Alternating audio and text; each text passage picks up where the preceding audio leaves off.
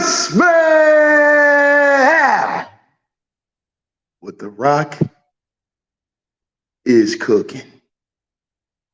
Ladies and gentlemen, The Rock, the Ticket, the Great One have come to you jabronis today for the official fake Beanie Siegel looking mofo, so saith The Rock, laying the smackdown on Rudy Poo candy asses like Damo.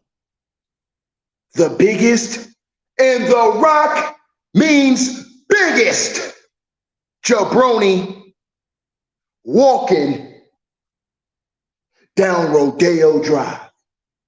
And ladies and gentlemen, yesterday, this jabroni, this blemish, this peon, this piece of absolute tar on The Rock's buttocks came in here and told every one of you, whining like a little baby about Team USA. But good old Ticket told you, the Great One told you buffoons what was going to happen with the end result. The Great One told all of you that Team USA was going to rise and win. And you didn't want to listen because you wanted to listen to this fake ass Beanie Siegel, AKA Damo. Now, once again, as The Rock looked at the score for Italy and Team USA, all I seen was jabronis getting the hell beat out of them, and The Rock means hell beat out of them. And Shaq, top left, jabroni, you led this train too. You are the godfather because you led all of these people astray. You led the whole train into believing that it was real competition. But all you guys did was wake up Team USA. And once again, all of you other jabronis, like The Rock says, and I'll say it again, if the left one don't get you, baby, the right one will. Don't you ever, and The Rock means ever, disrespect my basketball knowledge again. Team USA beat the living hell out of Italy, and it's going to continue to happen, and they're going to win the tournament. And all these jabronis that was in here whining like little babies yesterday will shut the hell up and say Ticket is the Great One. Now, can you dig that, sucker? Let's go, baby. Pull him up, Ron. Let's go, baby.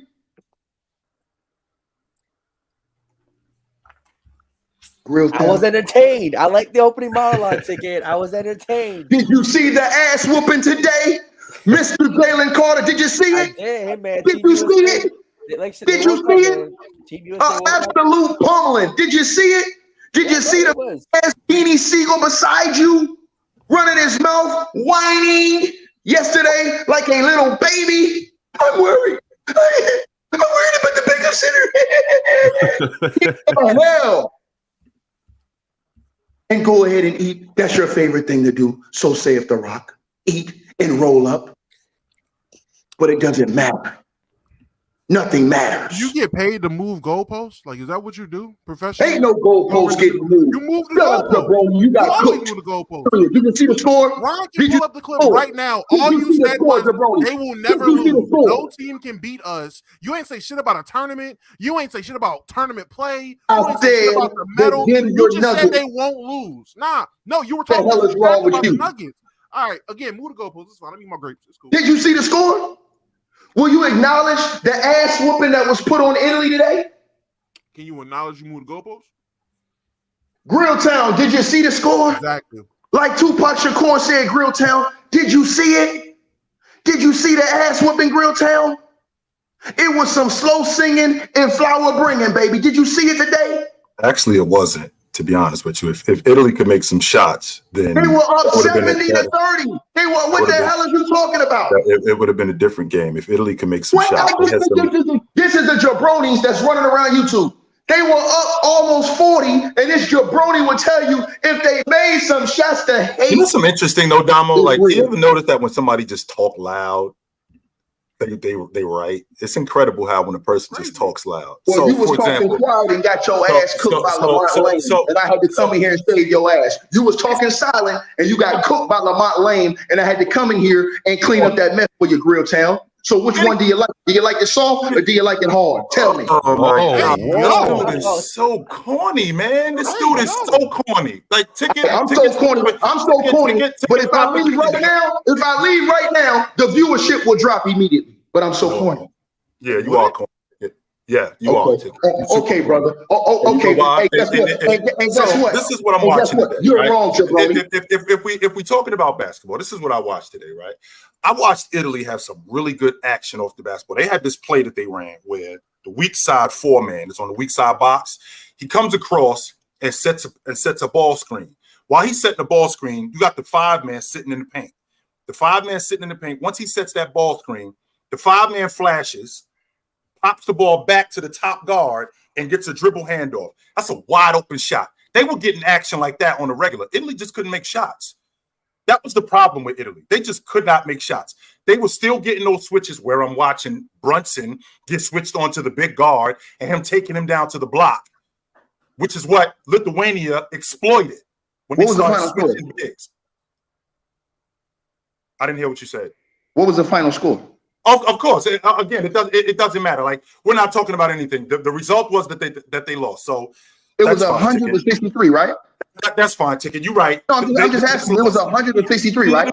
So no. I'm not trying to. Hold on. I'm not trying to beat you. Hold on. I'm not trying to beat you. I'm asking you a question for a reason. You're telling me. You think if they would have made some shots, that would have been different? Yes, it would have been different if they would have made shots because they were getting a lot of open looks.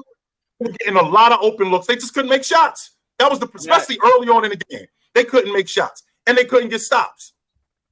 I noticed that when you're making shots, what I noticed when you're making shots, teams have a tendency to play a little bit tougher on defense. Not every team, but teams do. And the fact that Italy couldn't make shots, it was almost demoralizing to them because they were getting really good looks. Really good looks. They just couldn't make shots. Somebody said something to you in the comment section. Somebody said something to you in the comment section. I thought it was a good comment. They said Team USA couldn't make shots against Lithuania, and you didn't have that same reaction. I didn't say that against Lithuania. Team USA couldn't make shots against Lithuania? They're saying Team USA could not make shots against Lithuania, but you didn't have that same excuse for them getting beat.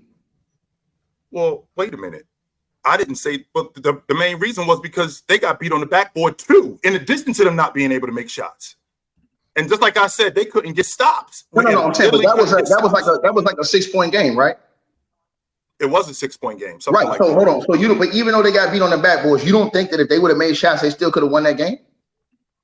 And the same thing, and I think we're having a different conversation if Italy could have made shots early. No, I'm just asking. I'm asking you about. No, I feel what you're saying about Italy.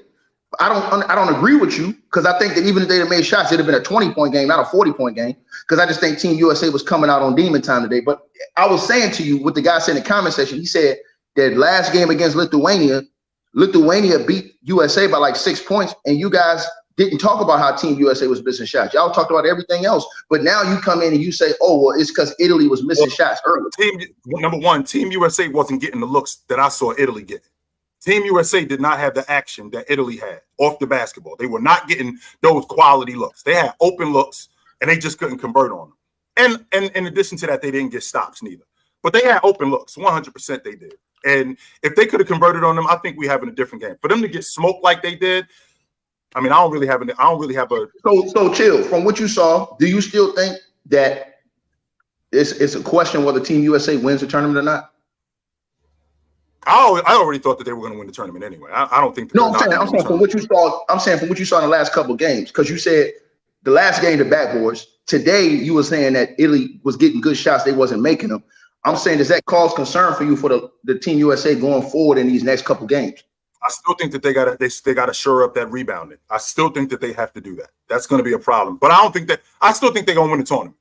I do, but I still think that they got to show up that rebounding because they got exploited with that.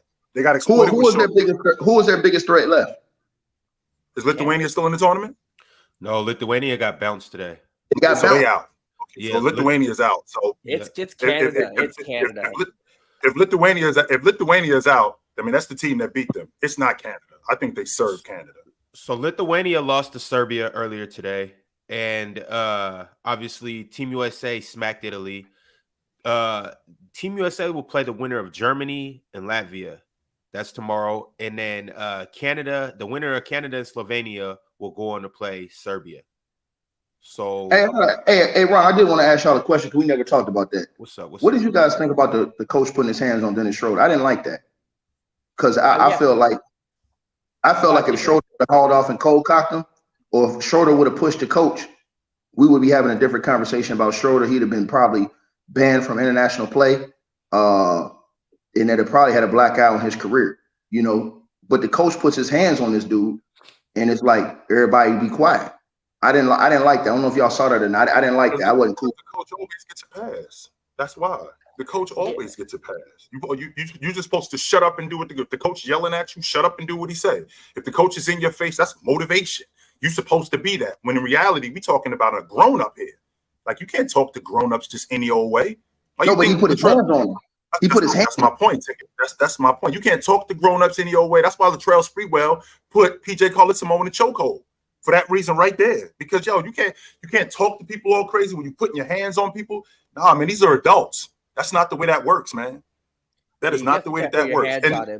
I also think that Schroeder and his coach, they don't have a relationship like that. Like, they're not that close. This is team, you know, it's not an NBA team that's been with the coach for 5-6 years. This is a coach that I think he's probably had minimal conversation with. He plays from an international tournament, so he's not like he really knows him. So I think that's definitely a problem. I think that coach, the team might fine him for that. Just, you know, it was a little aggressive a little aggressive pull to try to get him on the bench, trying to get him to sit down. But yeah, I don't agree with that. I thought it was a little uncalled for sure. Bro, that's not being a social media merchant to the dude in the comment section. That's telling the truth, bro. If a grown man put his hands on another grown man, bro, that's crossing the line, bro. This ain't Bobby Knight era. This ain't the Bobby Knight days where you see coaches slapping players. That was a culture shock to me when I went to China and seen the coach slap the hell out of a player. I said, what? I looked, and the player just took it.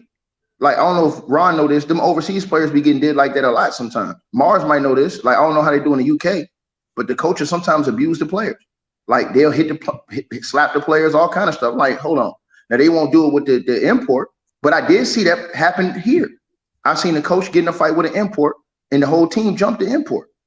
And so I was just like, you know what I'm saying? For me, yo, you putting your hands on a player, bro. Like, if Dennis Schroeder goes off and punches that dude, bro, that's his NBA career. And I don't like that because the coach did that and ain't nobody say nothing about the coach. No punishment, no, you know what I'm saying? None of that. But then as soon as it gets popping, then we talking about Dennis Schroeder. We putting him they putting it, he'd be on ESPN if he would have put his hands on that coach. And they'd have blackballed his career. So that's why I said, that's not social media merchant. That's being real, bro. Nah, you're 100% right.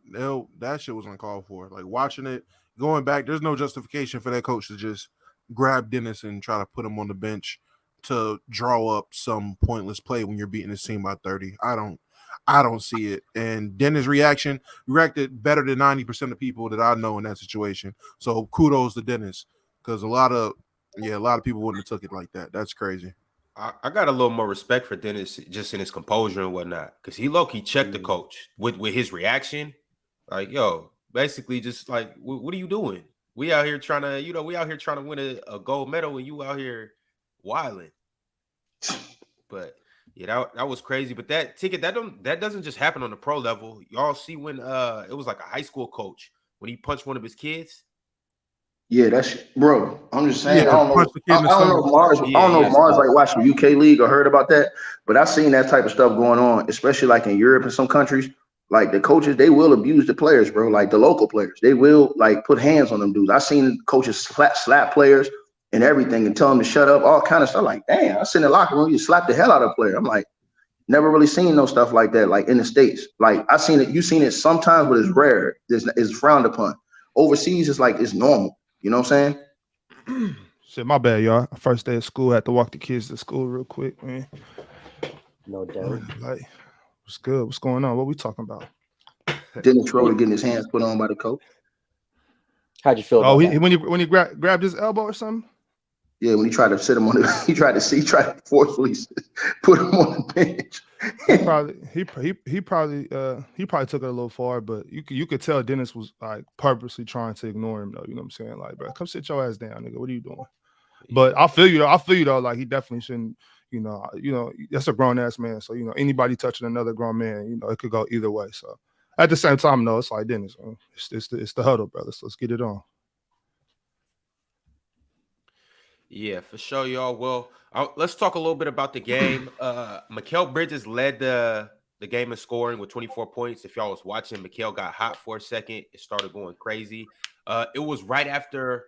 It was a play where, okay, so Mikal Bridges hits a three, and he does his celebration towards the bench.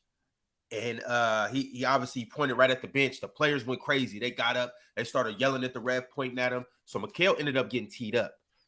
And right after that, Mikal went on like a 12-0 run itself. He made like three or four straight baskets. And then that kind of broke open the game. The U.S. went up like almost 30. And then so obviously the game's going.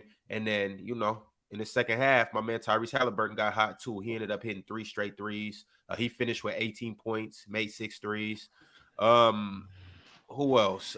Did his game pop off the screen when you was watching him? Like, did his game pop off the screen? Did he look excited? He looked like did Halliburton's game pop off the screen? You see him hitting those threes? When I said that to you, it's just because I don't like dudes with ugly jump shots and stuff like that. I just think his shot is ugly as hell. Like, dudes like Sean Marion, I knew they could ball. And I said that. Like, Chill heard me. I said, like, he got the ugliest, like, most efficient game I've seen. But I don't like his game. Who got an uglier jump shot? Me or him? His shit way uglier than yours, because that means he put his shit like the ugliest jump shots I seen was Lonzo's when he first came in the league, Kevin Martin's, Sean Marion. Shot wasn't that bad. Yes, it was. Sean Marion and Tyrese Halliburton. Did you say Kevin Martin? Yeah, Kevin Martin. Yeah, Michael Kidd-Gilchrist. I'm saying all them dudes got buckets though. I ain't saying he didn't get buckets. I ain't saying he didn't get buckets, but y'all understand where I was coming from when I'm saying like other dudes who shit look pretty, that shit come off the screen better, like T-Mac shit, Kobe shit. We know you think he can ball. I know you think he can ball. I never said that you don't think the kid can play, but you said particularly his game lacks the pizzazz of other players. That ain't got nothing to do with his shot. You just said, I don't agree, bro. I don't think, bro. You really hold on. Let's be honest. You really think he got the same pizzazz that CP3 once had? I never said he had the same pizzazz. I think he has pizzazz. There could be guys with more pizzazz. He just got pizzazz, and that's way too much time to say pizzazz. He throw that same no look pass all the time. Like, come on, man, mix it up. He does a variety of passes. He has a good handle. He's very shifty. Can get to the rim and finish with trickery. He can hoop. He can ball. He's exciting to watch. I mean, I don't know what to tell you. If he don't win this year, don't worry. I'm gonna cook your ass if he don't win this year. You and Ron, because y'all gotta win. No, I'm talking about win games. No. Hold, Chill. What y'all talking about? Chill, win games, nigga. Win games. Win games. No, Chill. He been losing, right? He been losing his whole career, right? Come win some games. Some games. That's what I'm talking about. I ain't talking about win a championship. I'm talking about win games. What is all that pretty shit? Game being entertaining? What? All that pretty shit. Win some games, bro. Period. That's all we want to see. When you start winning games, then your game start jumping up the screen. That's not a goalpost. When you start winning games, your game will start jumping up the screen. When you losing, that shit ain't jumping nobody. That is not true. But you can be bad and still have a game that jumps up the screen. No, Chilltown. Let me ask you a question, Chilltown. Look on who's the worst team in the NBA in your opinion right now? The worst team in the league, Charlotte. Okay. Right now, looking at Charlotte, we know about to say LaMelo's game don't come off the screen. No, I ain't talking about him. I'm talking about the other boy. Before he got suspended, did his game jump off the screen to you? Mikal Bridges. He was excited to watch. He was a super duper athlete. So why wasn't nobody really talking about him like that? They were because no one's watching trash teams. That's why. Not even but that. They spoke about the duo of LaMelo and Miles Bridges all the time. It was literally a segment, a portion in the NBA where everybody was talking about, bro, it got to the point that everyone was like, yo, this announcer for the Hornets he's amazing. Look how he calls these plays. And it's LaMelo throwing between the leg, no look, lobs to Miles Bridges doing windmills, and the announcer's going crazy. There was literally a portion of time for like a month or two where people were like, yo, I might start watching Hornets games just because this is announcer alone is making it fun. That announcer is elite. And on top of that, they were in the middle of the Eastern Conference before Gordon Hayward got hurt. They were in the playoff picture. Hey, Damo, let me ask you a question, Damo. Hey, Damo. So Miles Bridges, do you think he should just maybe not hoop and just rap? Does he rap? 27 days, 27 nights. Hey, he be dumping. Do both. Hey, I ain't nice? gonna lie. Yeah. Oh yeah. Sure. Yeah. He can rap? In Yeah, terms of NBA, I never heard. He's a top 5 NBA rapper. I ain't gonna lie. He's top 5 NBA rapper. So he up there with Dame. Is he better than Dollar? Is he better than Dollar? I think his songs are better than Dollar's. He's not a better rapper than Dollar. Dame can actually rap better than him, but his songs are by far better. I've never heard a Dame song. I've never heard a Dame song like I'm what's the kid name? What's the kid name that went to Duke? Play for Detroit. Marvin Bagley? He rhymed too. He better than him? He's way better than Marvin Bagley. Yeah. Is he better than Shaq? Is he better than who? Shaq. Nigga, I'm better than Shaq rapping. Yeah. Shaq can't really move. Shaq just dropped some shit with old boy from the South. I think it was Zero, if I'm not mistaken. Yeah, it was. Yeah. Yeah. Matter of fact, yeah, he was going crazy on that. But nah, Miles like Shaq got some good bars. Like Shaq could rap and have some bars that just some slugs. But Miles I think Miles might be a better rapper than he is a hooper. He could be on the worst. He could be on the worst team, bro. Come on. No, Ron. I'm saying I think Miles got game. Like on the court, I like Miles' game. But with the recent troubles he went through, you know what I'm saying? He might just want to take the rap path because he's really good at rap. No, I ain't gonna lie. He's a better rapper than he is a hooper. I will say that. Way. But that's how good of a rapper he is, Ron. Miles is a better rapper than he is a hooper. Yes, hold on. Dude was in the NBA and as like a 15, 20-point scorer when he was around. So, Before the nonsense that he got into, before the nonsense he got himself into, he was on his way to being a max player. Yeah, hey, chill. And check this out. Here's the hypocrisy though. When we talk about basketball rappers, like a dude who was elite with that, they shut him down. Allen Iverson. Remember when AI dropped the tape? So he was on a song with Jada Kiss. Yeah, he was on a song with Jada Kiss. They put him on ESPN and said, "Look at these lyrics he talking about," and they shut him down. They shut AI down as soon as he dropped that song, Jules Time, whatever it was. You understand what I'm saying? But I think AI is one of the top rappers in NBA history. I think him, probably Dollar. I don't know about that. Probably. I heard some of the AI music. I don't know if AI was that nice. He was nice. AI could rhyme, but I don't know if he was that nice. Like, he wasn't Shaq. No. Sure, go listen to that track on YouTube again. He could rhyme. I'm not fighting that AI couldn't rhyme because he could rhyme. I ain't saying that, but he wasn't Shaq nice. He wasn't Kobe. He wasn't Damian Lillard nice. No, he wasn't that. So hold on. So Miles is top 5 in the NBA all time rapper. Kobe was trash at rapping. Top 3. I think he's number 1. Miles, hold on. Miles is number 1 all time, Bob, in NBA rap? Yes, I think so. Oh, one song? No. Not one song. No, Chilltown. He got tracks. Chilltown. He got plenty of songs. Yeah, I just want you to know, Bob. Shaq had a platinum album. I want to make sure we clear. It's true. No disrespect to Shaq. No disrespect to Shaq, but that's because it's Shaquille O'Neal. Exactly. Like for instance, Chilltown. Like we watched.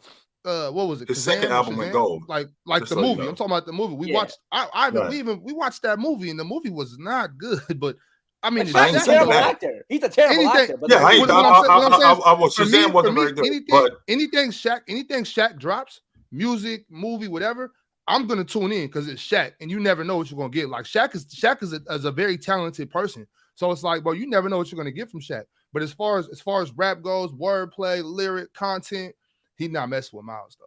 Bro, I heard Kawhi Leonard do some rapping in the studio. I heard he produced some tracks too. God. That's crazy.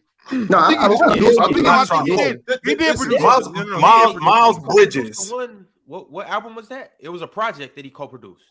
Who, Kawhi? I don't think it was 2 Chainz. I heard Kawhi be in the studio cooking sometimes. That's what I heard. Before I gotta go listen to Miles. I gotta go listen to Miles Brown. I've never heard him. I didn't even know before you brought this up, Damo. Before you brought this up, Big Ox. I never heard him rhyme, so I don't know if he can rhyme. So before I make any comment about him, before I say anything about him, I'm gonna go listen to him rhyme. Shaq got to be one all time. He got a platinum album, bro. None of them dudes got a platinum album himself for Shaq. He got. I don't think the platinum album. I don't think that has anything to do with your actual ability to rap. Yes, it does. Yes, it does. Especially during that time, everyone. Hear me out. No, it does not, because there are people who make trash music that can just sell a lot. The amount of units you move has nothing to do with your actual ability to do that, to do music. It doesn't. In all honesty, it does. Maybe in that that's what you're saying. Interesting. And with that being said, this was 30 years ago when rap was still in its infancy. It was still considered a gimmick. So for a dude who played basketball to come out and rhyme and get the masses on board, where he was actually making good music and rhyming, that's a big ass deal. Y'all dudes ain't gonna sell me that Shaq couldn't rhyme, because Shaq was nice as hell. No, he could rhyme. He could, sure could. We talked about this before. I like some of. I like a lot of Shaq stuff, especially the one he just dropped with. Do not fight Will Smith. You bugging, You bugging, Damo. You wild as hell. Yo, hold on, what do you say about Will Smith? He said, didn't Will Smith go platinum? Like Will Smith wasn't. Will Smith was a hitter, bro. Will Smith was a hitter, bro. Wait. Will Smith was a party MC. Let's be clear about that. And DJ Jazzy Jeff, Chilltown. Chilltown. I am not doubting that y'all like Will Smith music. I'm not. But if somebody like Jalen or Mars or some people in the chat that are around my age get the you bugging Will Smith. Get the fuck you ain't listening. You are not listening. What about summertime though? What about summertime? Man, how many your aunties listen to it, man? Hey Bob, how many tracks did Damo listen to of Shaq's? See, that's what you gotta ask. Like how many tracks of Shaq did you really listen to though? Hey Kobe, tell me how my ass tastes. That's like one of the only songs I know. So how can you make a real judgment? And by the way, and just so you know, Damo, that was off the top of the dome. That wasn't something that was off the top. Yeah, that was off the top of the dome. He was just being spiteful. No. I've heard Shaq's music before. It's not like something I've religiously listened to. I can't name multiple songs. I've heard him rap. I know Shaq can rap. I will be lying if I'm saying Shaq couldn't rap. But in terms of the NBA rappers, and this is what I was trying to say with Miles Bridges, when I say he's the best NBA rapper, I will only agree in terms of his songs. Like he's the only guy I've heard in the NBA to make a rap song, and it sounds like a actual rap song people are playing today, will be on the radio, will play at a party in a club, like people actually will listen to. Dame, he makes a rap song, and it sounds like Damian Lillard is rapping. You can tell he can rap, but this is just a gimmick. When Lonzo did it, it was like, okay, Lonzo's rapping, but that's it. It's just Lonzo rapping. Same thing with Marvin Bagley. Same thing with all these other Lance Stevenson. All these other dudes that's rap. People probably know Lance is a rapper. Lonzo got an album though. Lonzo got an album. Again, he has an album. Have you listened to it? I've listened to it. I'm a big Triple B guy. I've listened to the album.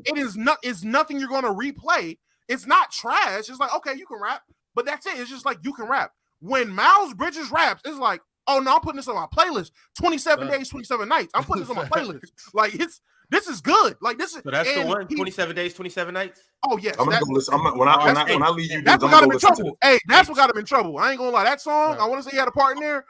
Self snitching. He even self snitches like a rapper. Like that is true. Exactly. He moved like a rapper, telling on himself in his music, taking pictures with the cut artist. You know, like come on, bro. You do it too much. Yeah. I give it to you, Alex. In terms of music, he definitely has the best sounding rap music out of all the NBA players. And when I say he raps better than he plays basketball. No, he doesn't. Which again, he's a really good rapper. That's good on the mic. And again, only reason I say that, he is he's a Michigan rapper. I don't know if he's from Flint or Detroit, but I know he's from the Michigan area. Rapper for sure. He literally raps exactly how that wave of rappers is rapping. And he sounds like he's literally upcoming in that area. When it comes to hoops, call me crazy, but I can contribute a lot of his. I'm gonna pull the Amari Stoudemire card. I can contribute some of that success to the fact that LaMelo Ball is put. No. Hear me out, because LaMelo Ball is putting that ball right where he needs it to score. Like he can play, he got game, but I think he benefits a lot from LaMelo Ball. He and rapping is just him. But look though. So I'm gonna present two things about Miles Bridges. One, Miles Bridges got a little more to his game than a lot of people think. A lot of people just think it's dunks. So you a Hornets fan, so you know. A lot of people just think it's dunks. Don't put that out there. Don't say that. My bad. But a lot of people just think it's dunks and cuts and stuff like that and fast break buckets. Nah, he get busy. He get busy in the half court a little bit. He could shoot it better than people give him credit for. And Miles is off the ball. I would say Miles Bridges is one of the best players off the ball in the NBA. But also too, you gotta factor in. Yes, LaMelo puts the ball where he needs it to be, but he's in the right place at the right time. So LaMelo benefits from him too. What do you mean? What do you mean by he's one of the better off the ball players, Ron? He knows how to move it out the ball. He just move it out the ball and get dunks. He cuts and get dunks. Like a lob threat, moving, cutting, catch and shoot. I got you. But one thing too, though, a lot of people. This is something I don't think a lot of people get credit for. A dude like Miles Bridges, just his verticality, his ability to just be up in the air and make things happen. LaMelo can just throw it up to him, and he could go up and make acrobatic plays. That's a feature of him, and like. He dope when it comes to that. I can dig that. But what I'm saying, Ron, is I think Miles Bridges is just as good as you do. Like, I mean, we've talked about Miles Bridges a bunch of times. I like his game a lot. But what I am saying is I'm not down in his hoop game. I'm big in his rap game. Facts. Like, that's how much I appreciate his rapping. Like, he's that good rapping to me. Hey, especially he need to keep his hands off that girl. But other than that rapping, he got that, bro. I'm gonna go check it out. I'm gonna go check it out again, Damo. I'm gonna go check it out. What I'm saying is, let's say if he got kicked out the league, like for whatever he did to her, I don't know the details, but let's say whatever he did was that. He could have a career in rap, is what you're saying. Exactly. He could have a career. He could rap. He could be like, all right, cool, I'm rapping. And he'll probably make a whole album about getting kicked out the NBA and go crazy. But we gotta give a shout out to Victor Oladipo. Dude, really singing out here. Shout out Victor Oladipo, man. Y'all heard Victor Oladipo? Yeah. He really be singing out to him. But Dom, I'm gonna tell you right now, Will Smith.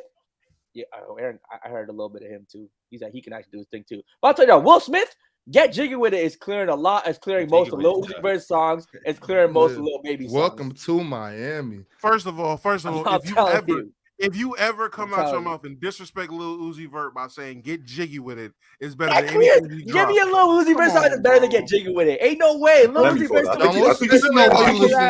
think Will Smith won a Grammy for that.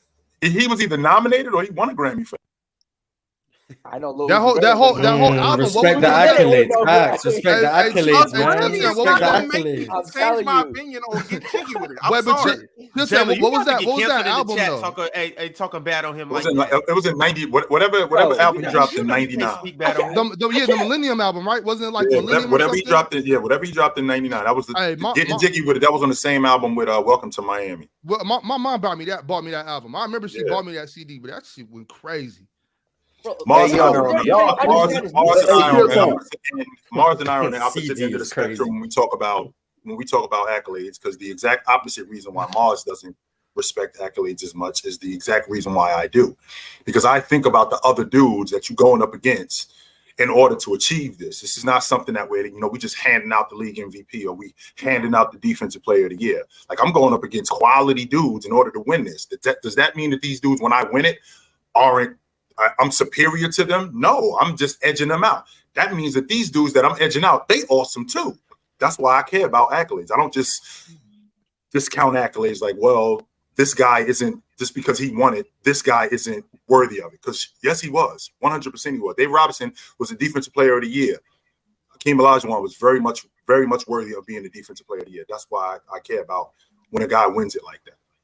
I feel like accolades are, regardless if we're talking about music or sports, it's a level of narrative that's in it with both of them. With music, though, I feel like the accolades in music are way more narrative driven than the accolades when it comes to sports. With music, literally an album can win album of the year and it can genuinely not be a top 5 album in terms of quality of music. It can just be a narrative push to why this was the #1 album of the year. So winning Grammys, the platinum thing, and I can't. It's real narrative. It's real narrative, and it's manufactured. It could be, and in terms of record sales, especially at that time, back in the day, man, them record sales can get manufactured. I'm not doubting that they didn't sell albums, but yeah, what even people buy albums, but yeah,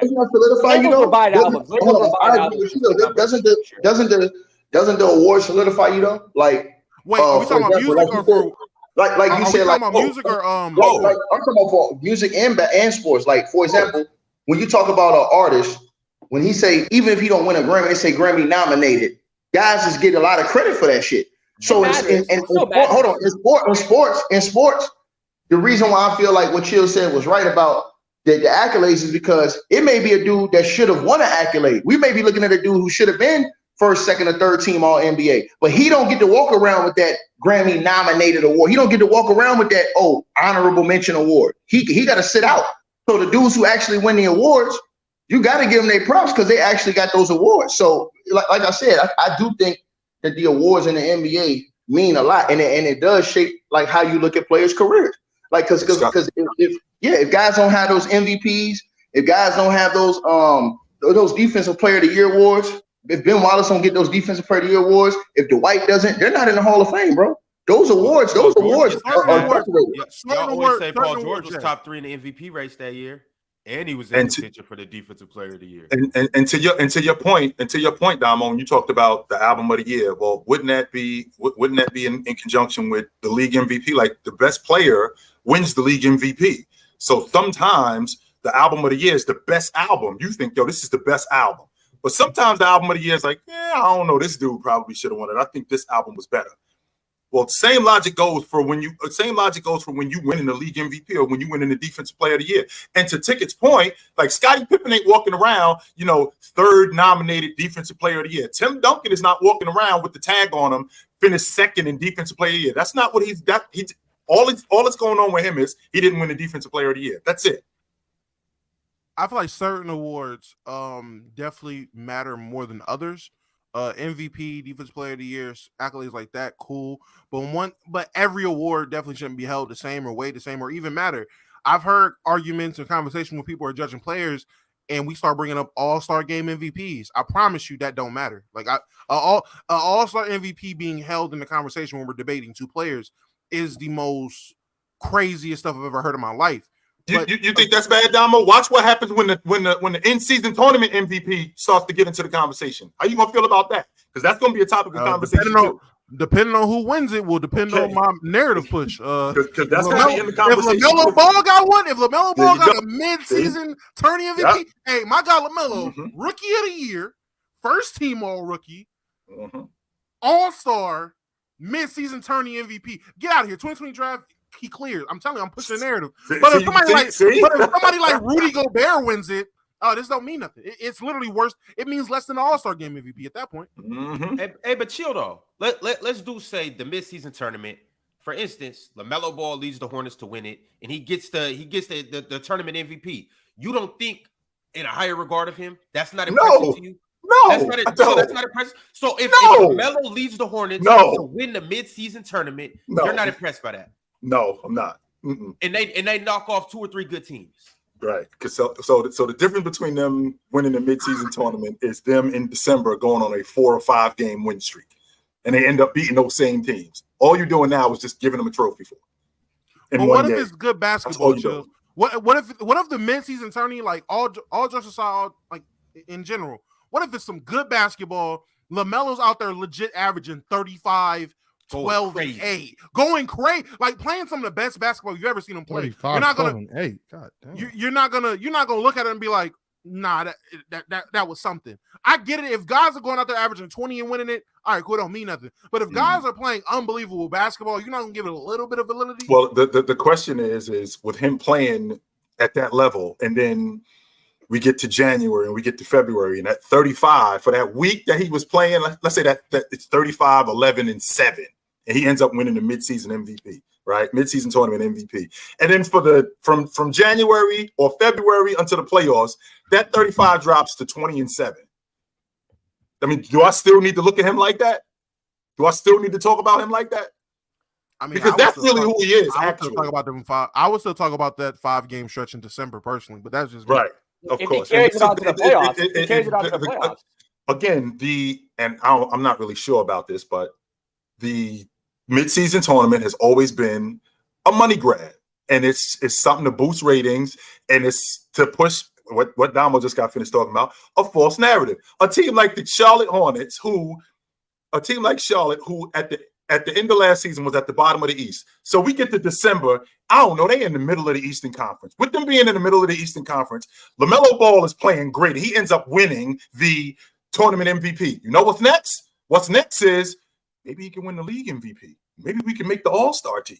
Maybe we could go deep into the playoffs. When in reality, that was just a stretch, just like what happened last year with the Washington Wizards when these dudes tried to sell me that Washington was good when they was third in the East. And I'm like, that's fool's gold. And all this midseason tournament thing is doing, it's pushing fool's gold. I'm good. I agree. Totally agree. And Chilltown, another thing, I think it's going to be gone soon if two things happen. For one, like you just said, if these sorry teams start winning those tournaments, it'll let everybody know that the big teams aren't taking it serious.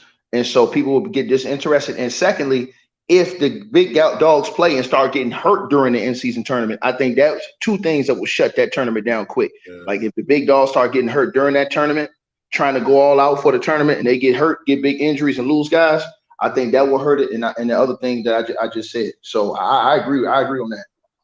I don't think the big dogs should even be worried about the mid-season tournament. If you got aspirations to be NBA champion, that should matter. I feel like the mid-season tournament, at least for me, it should be for the teams that's trying to make that step, or the lower bottom feeder teams with good young talent to showcase their talent. So the Magics, the Jazzes, the Rockets, the Pistons, the Pacers, those type of teams, I feel like they should be fighting for the mid-season tournament spot. They got 4 national televised games. They need to be on TV more. They need the notoriety. They need to be on display for everybody else to see, and they need something to play for. If they're not competing for a championship and you're just out here competing for a draft lottery selection that's potentially going to get somebody to replace you as a player, give them something to play for. Give them extra bread on their checks. Like some of these guys are 2-way contract guys, vet men guys, mid-level exception guys. Like get them some bread, get them some money, get them some notoriety, get them a little bit of hype on their name in the middle of the season. I feel like it'd be good for them.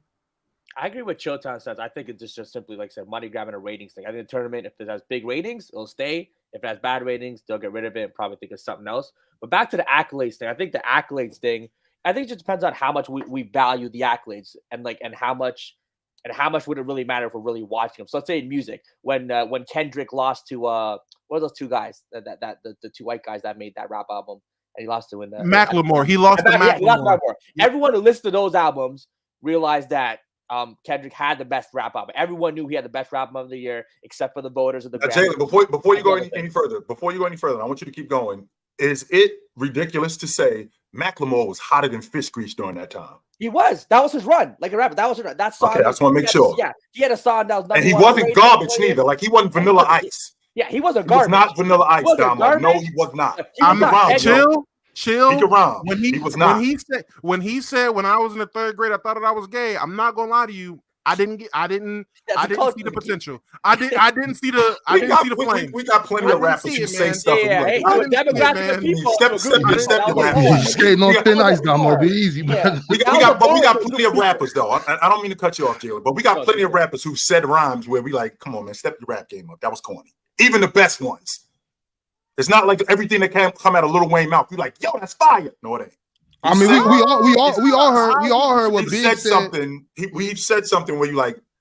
Eminem said something. We all heard what Big said on that opening bar on me and my beat. Mm-hmm. You know what I'm saying? So you know, if we let Big get away with that, and thinking you might be gay in the 3rd grade, it ain't no big deal. You know what I'm saying? Like, and this when I met you. He looked so good. I thought, what? That's how we felt. That's how we felt. And that just went right over everybody's head. Like nobody even thought about that. Like it wasn't nothing. Today, you like, whoa, pause. Hold on, man. You can't say that. Now that says a lot about y'all that none of y'all better than I at that. I'm looking at nobody better than I at that. That's wild. People respected Big so much. I was like, all right, we go. Right, nobody better than I at that. Did y'all rap that part? Did y'all just let that part ride? Yes, it just went right over everybody's head. It was crazy. It just went right over everybody's head. When it first dropped, I mean, you know, I'm close to your age, so like when it first dropped, I was maybe 7, 8, so I didn't really, you know. But as I got older, listening to it, I'm like, I know this nigga just said what I think he just said. Hey, Ox, everybody wasn't 7 or 8 when that song came out. I'm just saying there were people who were adults, older, 20-year-olds singing it at the club, loud and proud. There's plenty of wild things rappers say. Up the herringbones and band. It's plenty of wild things that rappers say where they say stuff and you like, come on, man, you could give me something better than that. What Big said.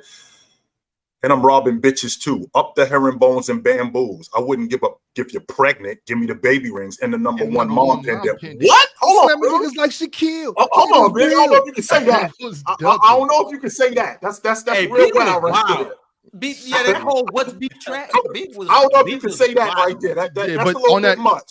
But give me the loot. I'm with every bar. Every bar. And I am too. I am too. 100% I am. But to Jalen's point, Jalen, I didn't mean to cut you off. I just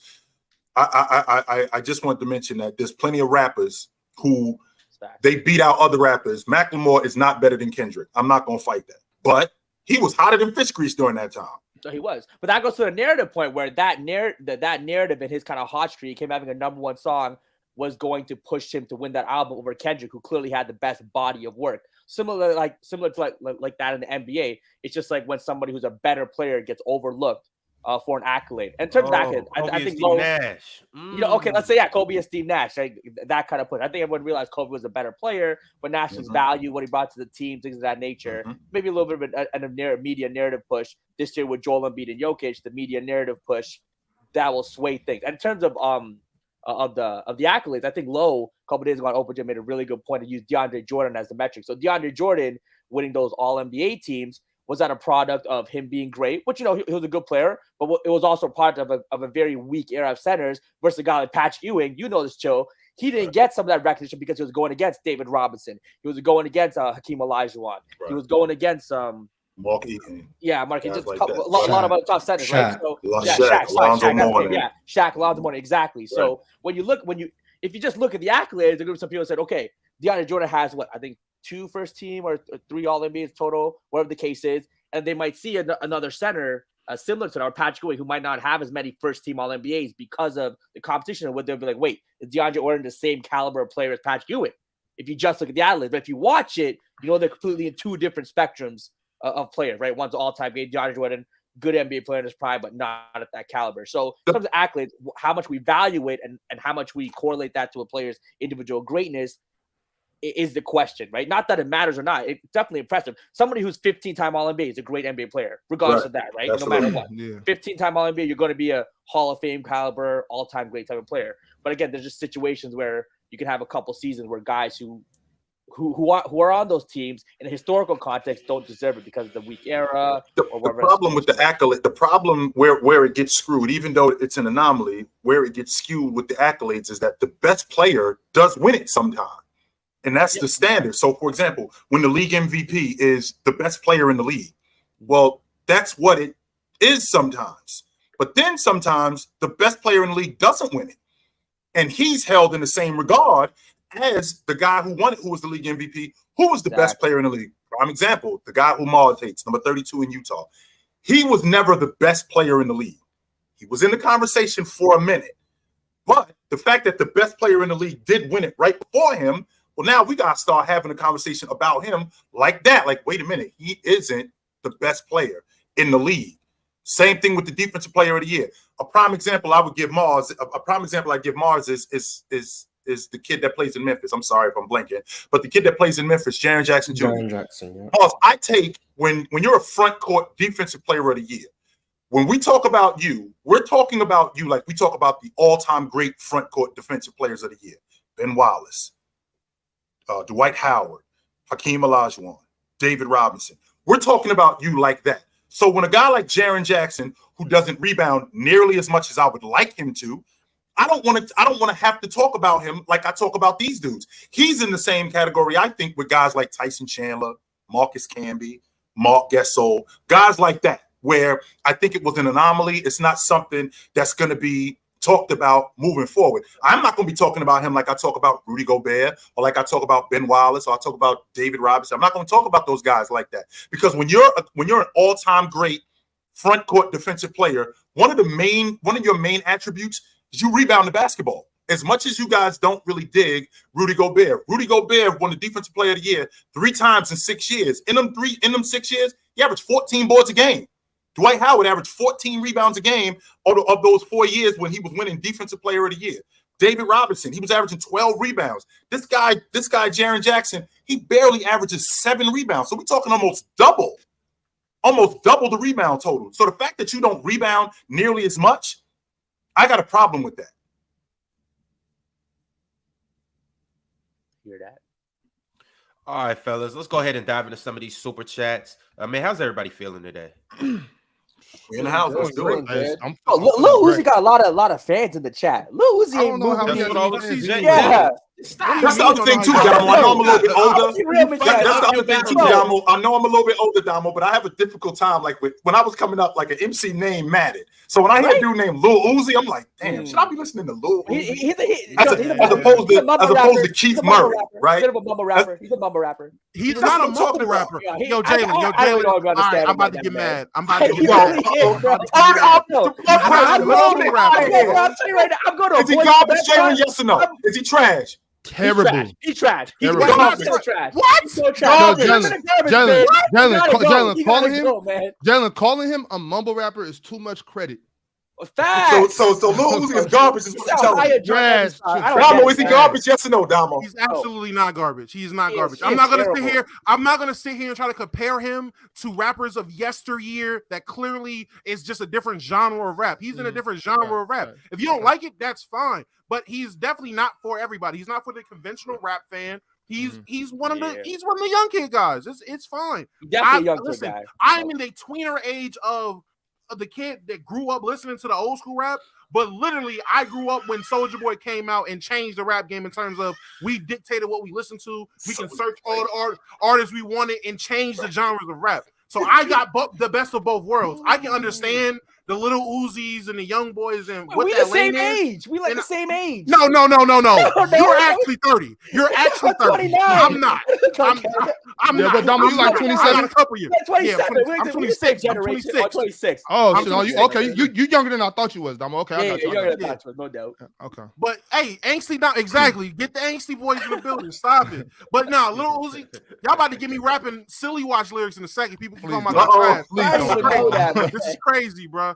Like this, relax. But to answer your question, though, Ryan, and it's crazy because they just actually talked about him in the chat. I feel great. I woke up listening to that Evanescence this morning, so I'm feeling good. All my blood flowing. Wake me up inside. That's what, you know what I'm saying.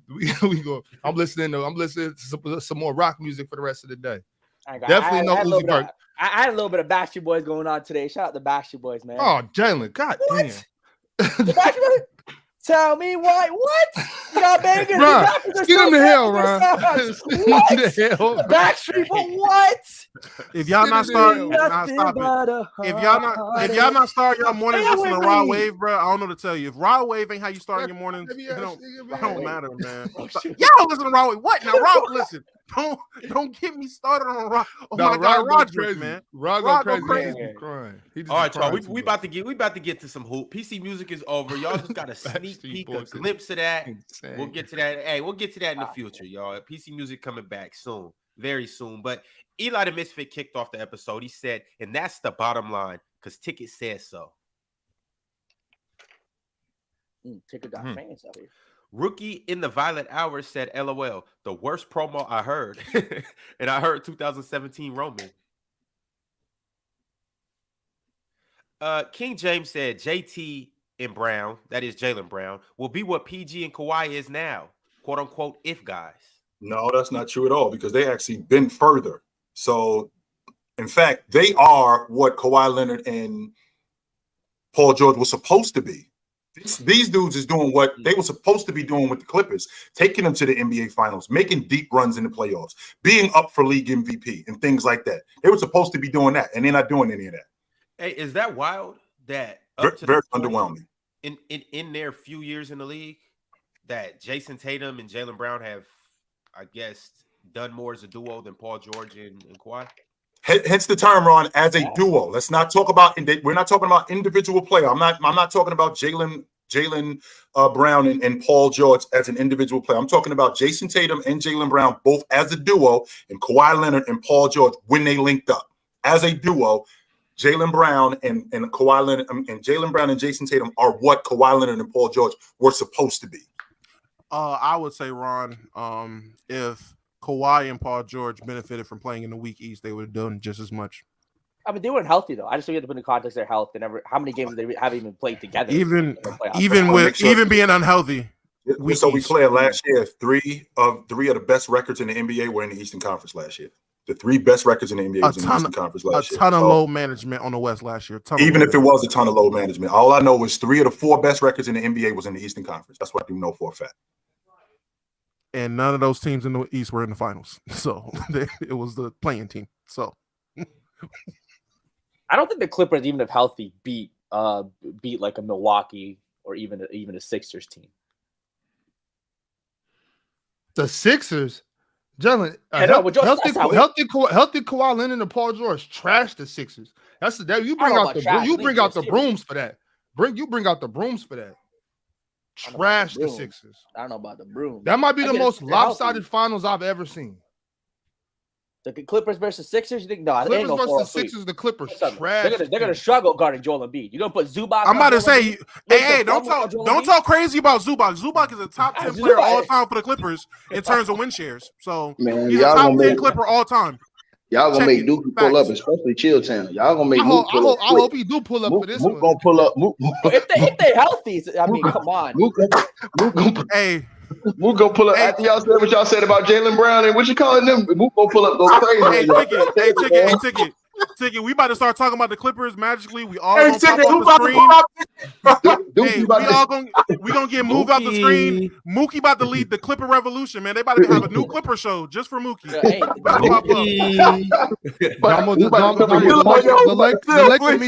The Laker media cartel would never allow that. Chill out, man, you're right. Mook gonna come in here with Dookie things in them drawers and everything. I tell you, bro. Yeah, man. What y'all talking about, man? Y'all know Kawhi was hurt, man. He was hurt. That's what he gonna say. Paging Mookie. Hey, y'all hit Mook, man. Mook gotta come defend his throne, man. He gotta defend this. Because I can see this gonna get ugly today. I can see that right now. All right, keep it pushing, y'all. Blue Champagne tapped in with the super chat. He said, why do we use air attacks to take away from guys, but never use it to big guys up? Example, Bird and Magic are air attacks out of the top 10 for some of y'all, but Kobe is never air attacks further into it. Why? Talk to Mars about that. Mars is the one that worked for the IRS. So talk to Mars. Mars, you work for the IRS at air attacks? Yeah, man. The guy who has Bill Russell is the GOAT, is the air attacks guy, I guess. But the person who actually does air attacks, Magic and Bird out the top 10 is Dub. And Dub has used that same air attacks to have Kobe number 2 all time. So he's very consistent. He's moved Kobe up due to the air attacks. So the people who do air attacks, they do move Kobe up. The people who don't move Kobe up. So I think it's pretty consistent. I love Kobe Bryant, but to have him number 2 in Magic, not in the top 10, really pisses me off. It's the era. You gotta take out with Dub. You gotta take out with Dub. Mars, I forgot to tell you something, Mars. We need you to put in a phone call out there in the UK, man. They say they got Terrence Crawford Trainer out there in jail, man, on a gun charge, man. They say he's looking at 5 years out there. We might need you to go pull up to the jail. You got to know the law. You can't be running around London without that sounds like he broke the law, and I don't want these hoodlums on my streets. Get him, Mars. Get him out of here. Get him up out of here, Mars. He's in. Pack him up. Tell him, Mars. And just so you know, an English dude uses the word like hoodlum. Just so we clear. An English dude uses those hoodlum. UK gun laws are different, dude. It's not the United States. You can't do that shit out there. Yeah, you can't be doing stuff in UK. Like, their cops don't even carry guns. Their cops. I think he might have got set up though. I think he might have got set up. Why? For what? Nah, because Earl Spence trainer. I understand that. Nah. He trained some guys in the UK. He trained some fighters. He was at a fight and training in the UK. Because remember, the Earl Spence Terrence Crawford rematch is coming up, but he was training, and the guy won the rematch that wasn't supposed to win. So I don't know. Wait. I want to know: is it ever possible that sometimes brothers just do illegal shit? Right? They could just be wrong. You know what I'm saying? He could have just been walking around strapped like he in America. You can't do that shit over there. That's why so many people getting stabbed over there. Man, Facts. Mars the president. I need him to put in a phone call. Man, free my nigga Mars. Man, get him Come on, up Mars, there. pull some strings, man. Crack the gates, Mars. Mars. They respect the game. Yeah, highly doubt I'll do anything. Mars, words of Mars. I don't want these hoodlums on my street. Leave them locked up. I need a closer fight next time. Leave them locked up. Man. Clean the streets up for Mars in the UK. Winner came through with a super chat, said Chilltown. Why do you think Team USA serves Team Canada? Team Canada has been playing good, so it might be a good game to watch. It might be a good game to watch, but I think that eventually they pull away from them. I think that they might. I think from a talent standpoint, I don't really think it's that far apart because they got a bunch of guys in the NBA, just like Team USA got a bunch of guys in the NBA. But I think that they just eventually outlast them because they're bigger. The same thing that Damo was worried about with Team USA going up against a team with big guys that they couldn't handle. I think that's the same. I think that's the same thing that would happen with Canada. I think that they would just ultimately outlast them in the paint. Wouldn't it just come down to the fact that because I assume Canada's roster is majority NBA players, right? Like at least the guys that get minutes, majority NBA players. This is just going to boil down to two teams full of NBA players playing with international rules, and it's going to turn into an NBA game. And if it turns into an NBA game or the best that it can possibly be with FIBA rules into an NBA game, the team with more talent is going to win that, which is the American team. Dylan Brooks is playing for the Canadians. Let Dylan Brooks shoot on that. Did you see Dylan Brooks last game? You see how we coming through with SGA? Dylan Brooks, hey man, he gets. I think Dylan Brooks shooting like 50% from three in the 20. He was. I've also seen Dylan him Brooks and SGA being straight dog water before too. So I mean, respect the Houston Rockets. We make good signings. He's a very good player. He been better than Brandon Ingram this tournament. Tell you that much. That's very true. Oh wow, yeah, he ain't been better than Josh Hart this tournament. So there you go. I mean, Josh Hart is starting. We can have a conversation. Josh Hart ain't doing what Dylan Brooks did last game. None of them guys outside of probably SJ is doing what Austin Reeves is doing. So, oh shit. Hey, Reeves is here. I got love for Reeves. I'm not even gonna come for Reeves. For all I know, RJ Barrett is playing just like Brandon Ingram. Majority of the time, I'm watching. I mean, Brandon Ingram's been playing so bad, but RJ Barrett's been playing bad too, but not as bad. But I agree with you that I think two NBA teams playing against each other, playing NBA style. Team USA is most likely going to win, but if Canada wants to try to take a page off Lithuania's book, even though we don't have the bodies for it, somehow just get aggressive with them, crash the boards. Y'all know who catching the most disrespect? Brandon Ingram, bro. I'm seeing people saying he's trash. He ain't a real good scorer now. Isn't true. I'm gonna say this. I'm gonna say this to y'all, right? I will admit this one thing: like international basketball. Show you who is the creme de la creme of the United States. Like the guys that can go over and dominate and play. Like, remember when KD and them went over there to the Olympics and they won with Pop, how KD stepped his game up? Those, to me, when you see those type of dudes that can play under any circumstances, those are the truly great players in the NBA. If you get put under a different set of rules and your game ain't the same, like I remember, I forget what year it was, Mars.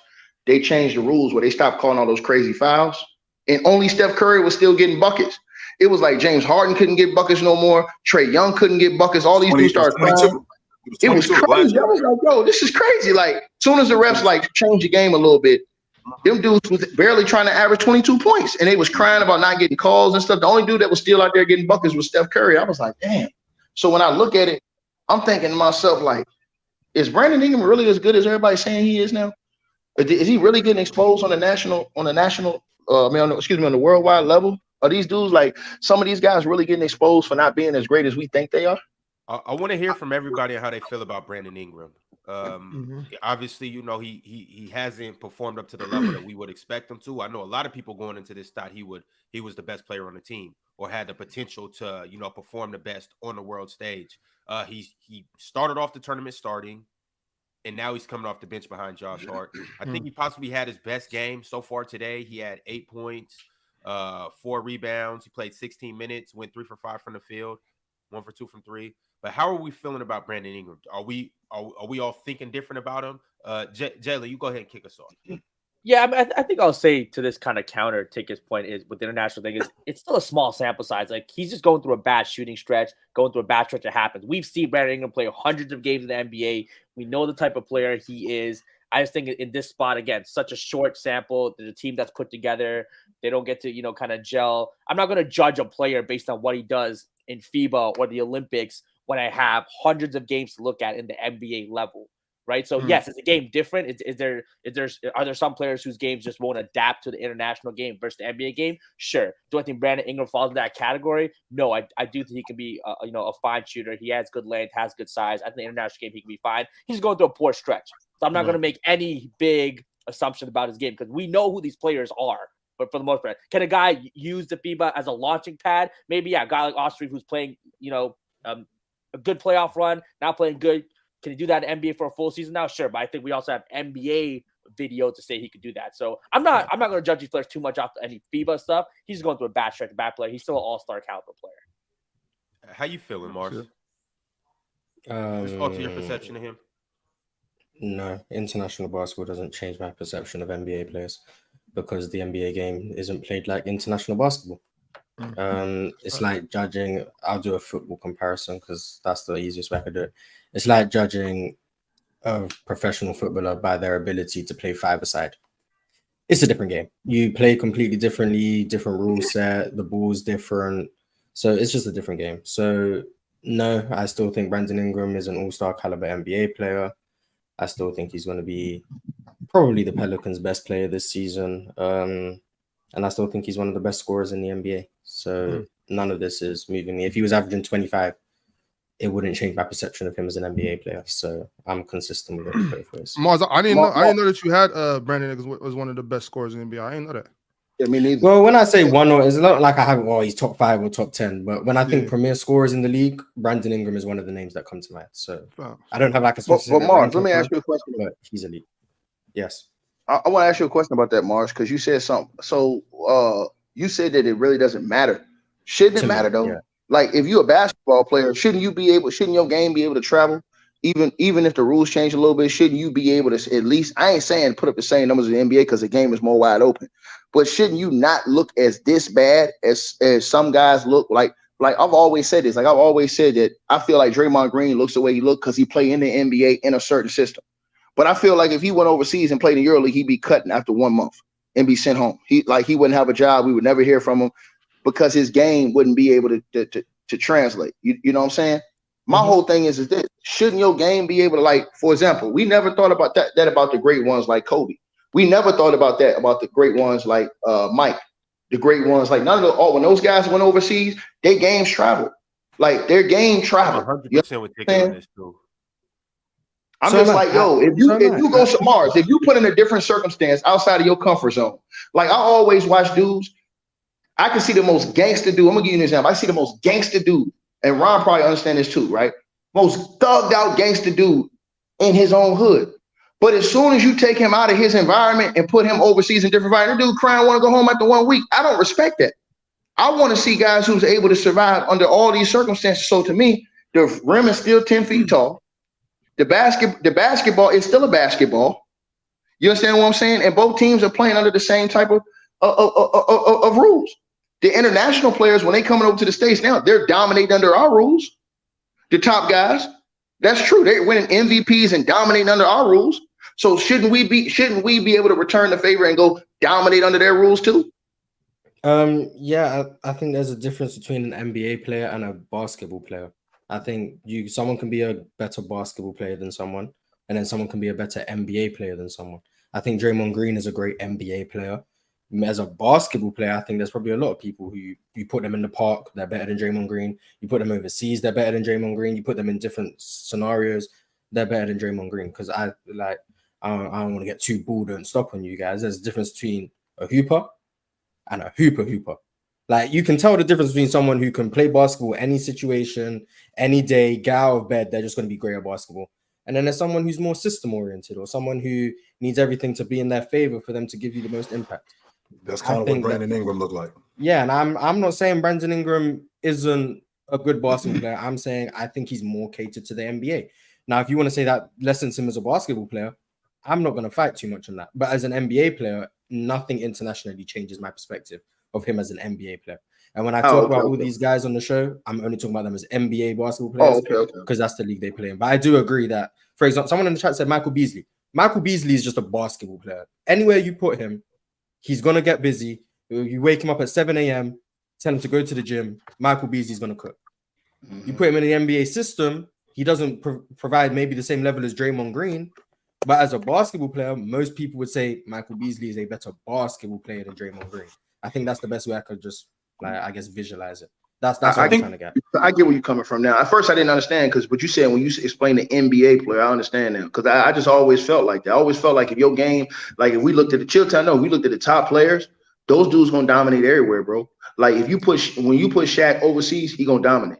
If you put Mike overseas, he gonna dominate. You put Larry overseas, he dominated. You put KD in that situation, he dominated. You put all these guys, all the key guys. But then we seen some dudes who couldn't impose their will or style of the game. Like, for example, if you look at a guy like James Harden, I don't think he'd have success overseas. Not the way he plays. I do think it works both ways as well. I do think there's other people who, because the NBA is, the stars have their responsibilities, and then everyone else is like. And when I say success, I mean James Harden would survive. He got game, but I'm saying he wouldn't be at the level where we think he's at. When he's out there 34 games, doing all those. I mean, I think the leading scorer in EuroLeague last year was like 18 a game. So of course James Harden will put up 36. But I do think it goes both ways. I think there's people who, because of the NBA, it caters to the stars. Like Kevin Durant is going to get his touches. The offense is going to run through him. So players who aren't to the level of Kevin Durant aren't going to get that same opportunity. So they get put in a role where you're a spot-up shooter. You're there to play defense. You're not going to get a bunch of shots. You have to wait maybe 6 possessions just to get one touch. So you look like you're a worse player, but then they put you on your own team, maybe overseas or internationally. Look at Rondé Hollis-Jefferson, for example. Look at what a lot of guys are doing overseas. Tremont Waters, when he was overseas with Wemby. These guys can play. They're great basketball players. But in the NBA, when you don't get that responsibility to get busy how you want to, you don't get an offense run through you, you don't get to exceed, and then you look like you're not a good enough NBA player because you were asked to fit a role that isn't your game. Whereas overseas, you can play that role, which is your game, and you start to thrive. I think that's a very common thing that happens all the time. That's why Kemba Walker's overseas. But there's other guys in the NBA who aren't as good at basketball, but they fit the role. And that's what the NBA needs. It needs role players, and that's how things go. I hear what you're saying, Mars, but I'm still personally disappointed in Brandon Ingram. I still expected more from him. I still think he should play better. And the one thing that I'm not necessarily questioning his game, but I am questioning his impact on a winning team now. I'm questioning him as a leader. I'm questioning, Damo. I'm questioning. So if you can't play with this group of guys, what happens when you guys get another star over there in New Orleans and you're on a better team playing with better players? Is your game gonna translate? Do you have to be a guy that scores 25 to contribute? Can you? I don't know, Ron. I think for them, I know it's a USA team, but it might be a lack of star issue. You know what I'm saying? As opposed to too many stars. Play better. If I'm saying, look, they don't got nothing like Zion over there. So if Zion, I'm talking about a healthy Zion. If Zion, because the Zion I've been seeing this summer, obviously I don't know if that's going to translate. I don't know if that's real. I don't know if it's AI. I don't know. You know what I'm saying? But it looks like the kids in the gym. Looks like he done lost a little weight. You know what I'm saying? So first of all, I'm with you though, Ron. I'm with you. I'm disappointed in what I've been seeing from Brandon Ingram because at the beginning I was like, no, Brandon Ingram's the best player on this team, and I still believe Brandon Ingram's the best player on that team. But I'm with you and ticking on the fact that I look at it like hoop. I'm not an NBA fan. I'm a basketball fan. So if I see you not being able to play here or play there, I'm kind of like, bro, like, you know, like what's going on? You got to be able to adjust. But I do think that this is good for Brandon Ingram. I do think that the adversity that you face today will make you better tomorrow. So I definitely think that this is going to make him a better player coming too, especially he's playing Steve Kerr, Eric Spoelstra, Ty Lue, all on the bench. I think he's going to learn a lot this summer. And once again, I think that the adversity he's facing today will make him better tomorrow. I'm excited to see what Brandon Ingram is going to do. That's only if he reacts the right way. Because adversity can do one of two things. It can send you down a spiral and you go the other way, or it can raise you into a better player. Well, I'm hoping it depends how you view. Yeah, it depends how you view his mental makeup. And back when I was a Brandon Ingram hater, I was very down on the mental makeup of Brandon Ingram. Mm-hmm. But then seeing how he improved his jump shot when he got to New Orleans and how he put in the work to go from a below average shooter to one of the better shooters in the league, I believe in the work ethic, but there's also some room for concern for me when it comes to on the biggest stage, rising to the occasion when it comes to Brandon Ingram. And that all comes from one college game he played against Kentucky where he played trash. And ever since then, I've been a bit questionable. So there we go. That's my. Well, I think I personally think that Brandon Ingram's about to be is going to be an all NBA player this year. So I got a lot of faith in Brandon Ingram this year. If he's healthy, maybe. I don't know if he plays 65. I think if Zion do what he's supposed to do, he's going to be the main guy. And I think that was the problem. They could both be all NBA. But I agree with Ron said though. I agree with Ron said about BI because I'm gonna tell y'all something. I do question, like when they was winning all those games and stuff, there was still question marks about whether BI and Zion could fit.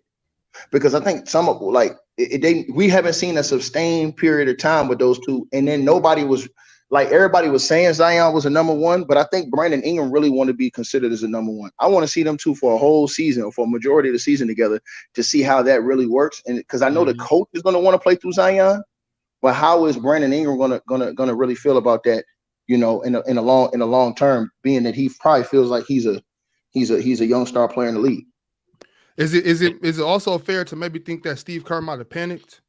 You know what I'm saying? Maybe think like Steve Kerr put him sitting to the bench. Damo said something that made me think yesterday. And shout out to Damo. I thought about this yesterday when I went to sleep. He was like he was questioning Steve Kerr's coaching. And I thought about that. And I was like, damn, because I've always been one to question Steve Kerr's coaching. But then I said, well, damn, when Pop lost, because they lost the game, I said people started questioning Pop. Like, so I mean, is it really coaching? Or is it just the players? And so now I thought about it. I'm like, hold on, man. So every coach, well, not every coach, but most coaches look good when you give them players. We all can, you know, pretty much attest to that. Some coaches may fumble the bag, but most of them look good when they got players. I think we determine a truly great coaches when they don't. But here's the problem: Larry Brown didn't have all those players all the time in the NBA. But then when he did, he lost over in the Olympics. Didn't he? Chilltown, wasn't that Larry Brown coaching? Mm-hmm. So, like I said, that was a hard thing, man, for me right now because I always wanted to say Steve Kerr couldn't coach, but I thought about situations like with Larry Brown. I thought about a situation with Popovich when he lost, how everybody banged on Popovich, and then he turned around and won the Olympics. So I don't know, man. It's hard to me. It's hard to tell, man. It's like you got to just have that own determination or your own decision put in your mind whether you think that guy can coach or not. You know, I think Mark Jackson can coach. I think he was swindled out of his job. You know what I'm saying? I think Mark Jackson could have did the same thing Steve Kerr did, especially if he got KD, maybe even more. But we'll never see that, and he'll never get a chance to prove that. Chilltown, you said that you don't think Brandon Ingram and Zion can both be all NBA. I mean, obviously, if they play enough games, obviously. Even if they did play enough games, I mean, I think you're asking a lot for two guys in terms of the all NBA teams, two guys to be all NBA players in one season on the same team like New Orleans. Like they would have to do what Shea and Luka was doing in order to be in order to be all NBA performers. Not first team, just all NBA performers. Yeah. I think you asking a lot from them dudes. And I just don't from what I've seen from Brandon Ingram, as a pro, he's a bucket getter. So when I watched Anthony Edwards last year in the this season that just passed in the playoffs, we had literally just talked about the guys that are becoming great players. Well, what else do they do that makes them great? So Anthony Edwards wasn't making shots in the play-in game against the Lakers, but he was doing the other stuff. And with him doing the other stuff, that translated. So it moved over to the FIBA games. If you watch, when he's not making shots, well, what happens when he's not making shots? He's doing the other stuff. He's playing defense. He's getting on the backboard. He's doing all of that. Brandon Ingram looked to me like if he ain't making shots, he's useless. Right. He doesn't give you anything else unless he's shooting the basketball at a high rate. He's not doing anything else. That's the point I was making. It's going to be nights where he's the third best player on his team. It's going to be nights where CJ McCollum is scoring more than him. So what? It's going to be nights where he's the first two, though, Ron. Yeah, that'd be nice. He'll be leading the team. Absolutely. But in a 7-game series, though, when it's game 5, game 6, and it's coming down to it, and even God forbid it be game 7, and your shot's off, what are you bringing to the table? And are you going to be out there with bad body language? Are you going to be out there mad, cussing at the refs? You know, things like that. Is your head still going to be in the game? Mm-hmm. I'm hoping that this adversity though, like with maybe not Steve Kerr, but maybe Ty Lue. Maybe Ty Lue might be the one that's, kind of talking to him, letting him know like, oh, this ain't it right now, but this is gonna make you better for the next season. This is gonna get you, where you want to be. But quick question though, did any teams have 2 All-NBA players? Yeah, Boston. This year. Jason Tatum Boston. and Jaylen Brown was all NBA. Had to be another one. That was it. The Kings had Fox. And that's right. That's right. That's what he's getting. Aaron and DeMontis. That's right. I'm tripping. I was waiting for someone else to say. I was like, clearly you see the agenda being pushed. How did I forget about that? Yo, I wanted to say the Lakers, but AD didn't make it. With DeMontis. That's why, Jalen. Hey, Ron, I do want to slip this in though. The reason why I think it's legit that our concerns about Ingram is because look what Team USA has done for us is validated or solidified our thoughts. It's validated and solidified our thoughts about Austin Reeves. That mofo can play. Watching Austin Reeves over in Team USA, bro. His game travel, bro.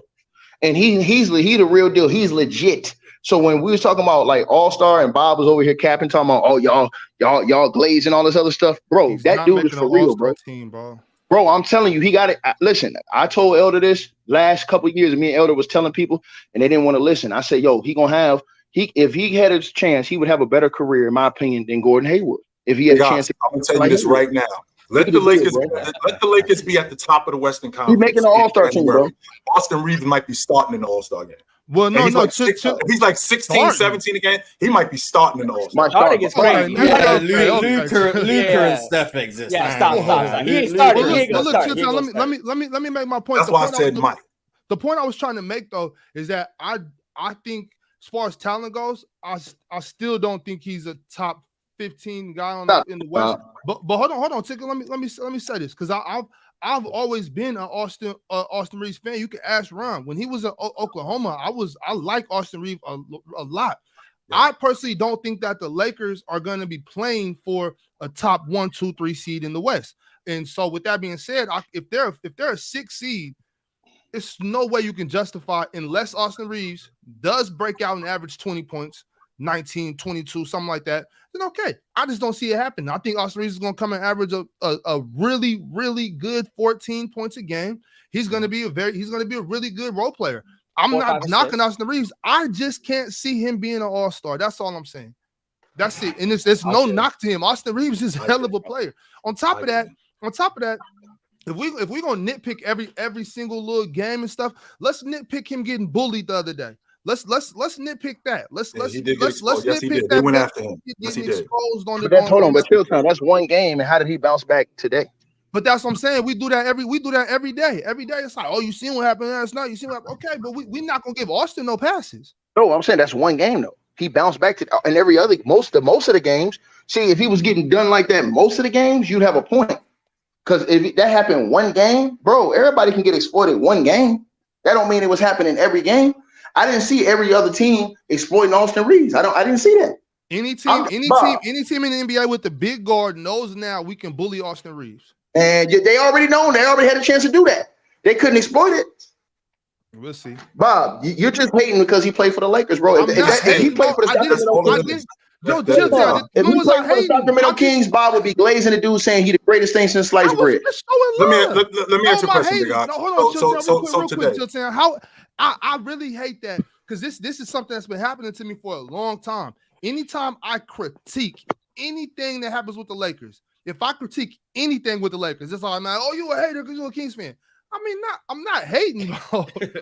First of all, here's the difference. The difference with that, Ox. The difference with that, Ox, is you've already made it clear that you hate the Lakers. Oh, so we can start there. So anytime you say that make me want to go. There you go. So anytime you say you have the ability to take the hater hat off. Anytime you criticize the Lakers on any level, even if you do say something nice about Austin Reeves or anybody. It goes in one end out the other because you already made it clear you hate the Lakers. That's not fair though, Chilton. No, it's not. Hey, Damo, I hate you. Your suit is clean though. Your haircut is fresh. That's gonna go on one end out the other. Because I already made it clear. Damo, I hate you.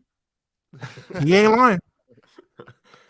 I mean, Damo, did you accept Ticket's praise when he said he went to sleep thinking about you last night? Oh, I was gonna speak on that whenever I started my spiel on Brandon Ingram made Ticket. I'm glad that you finally admit I'm rent free in your head and you think about me before you go to sleep. That's great. And I'm never gonna let you live that down. You're never living that one down. So I'm glad. But in terms of I'm getting that cut. I'm getting the soundboard of that one. The bullshit. But nah, with Brandon Ingram, I feel like personally, the only people that are disappointed are people that had too high of expectations or that were wrong about who the best player on the team was. Going into Team USA ball, I knew Anthony Edwards was the best player on the team.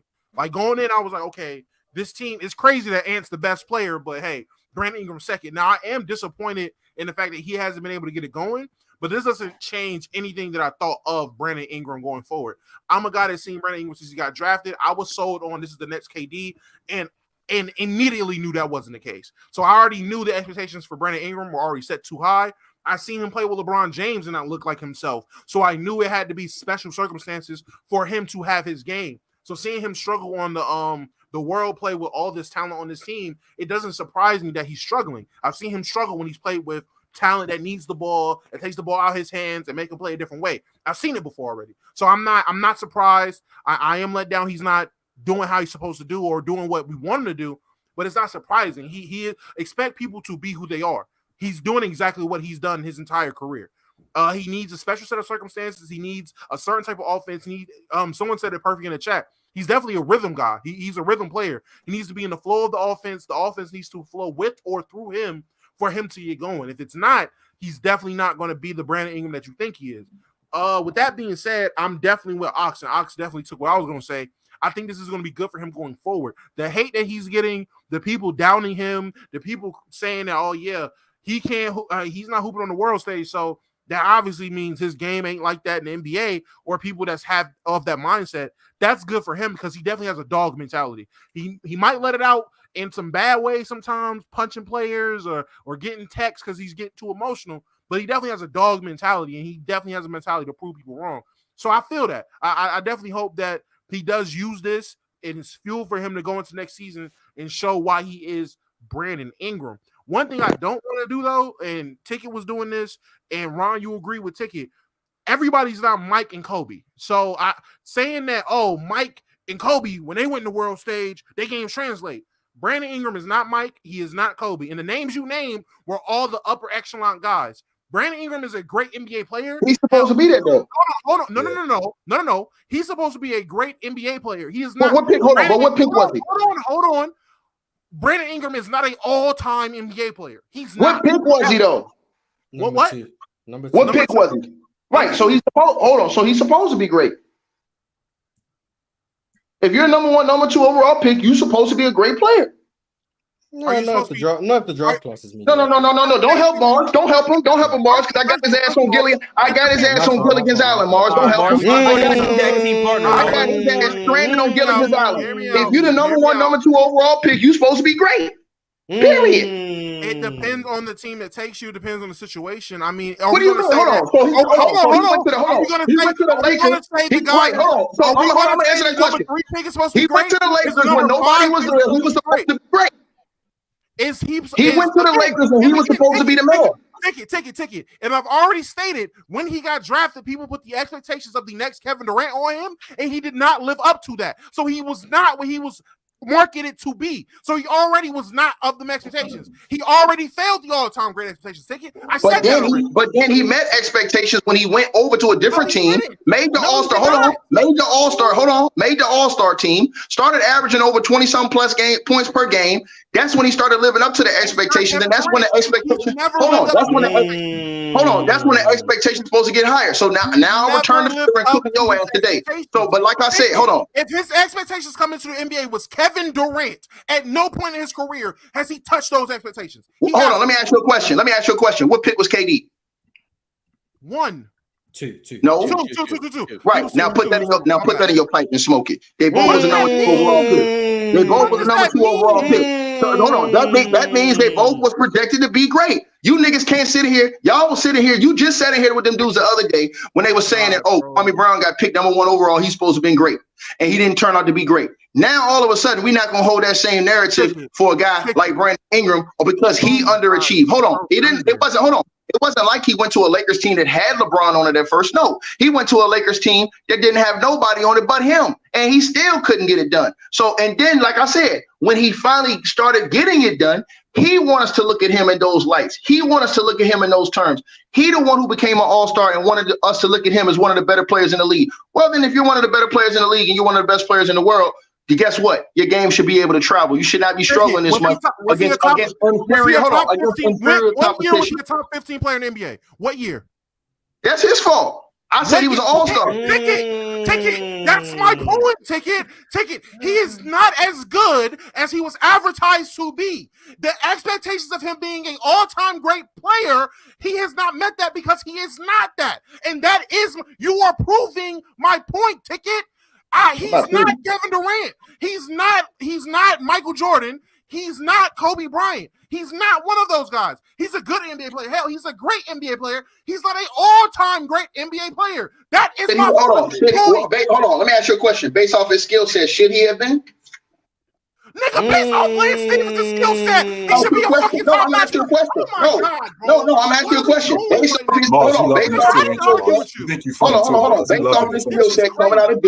Based off his skill set coming out of Duke, coming into the NBA, and we all remember when KD came out of Texas, should he have been great? Hold on. This is my point. Are we gonna give him a pass for underachieving? No, he's supposed to be that great. You're giving him I'm saying that he's getting exposed because the same stuff he can do in the NBA, he can't do when he's put under certain circumstances and certain criteria. He can't. No. Listen to what I'm saying though.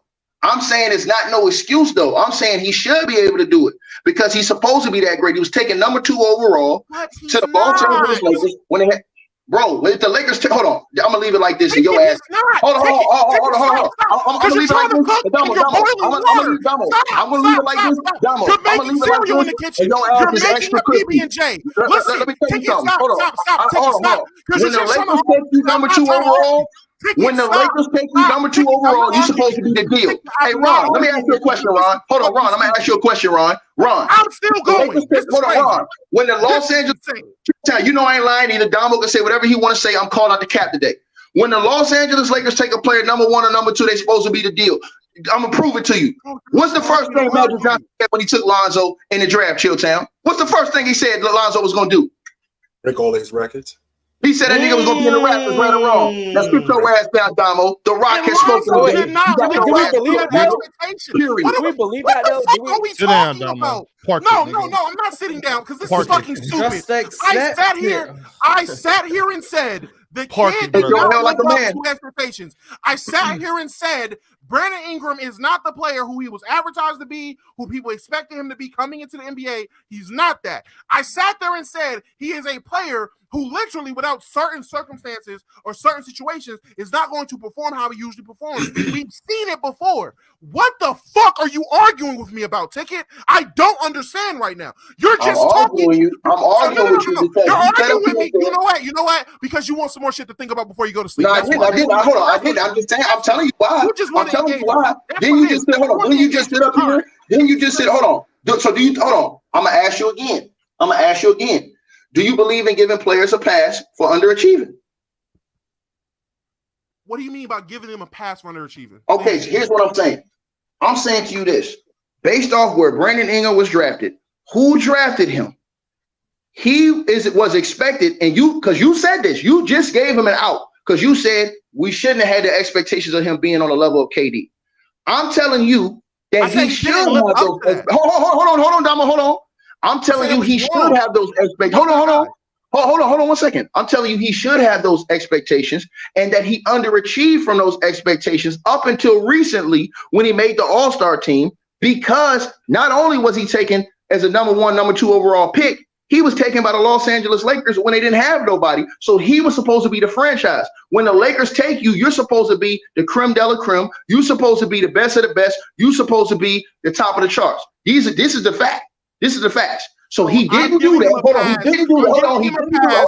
Hold on 1 second. He didn't do that. Hold on. He didn't do that. But he's still a good player. So that's me giving him a fucking hold on. pass. Hold on. Listen what I'm saying to you. Hold on. He's supposed. Hold on. But here's what I'm saying to you. Hold on. Listen. Hold on. Listen what I'm saying to you though. Here's why what I'm saying. Why I agree with Ron is right.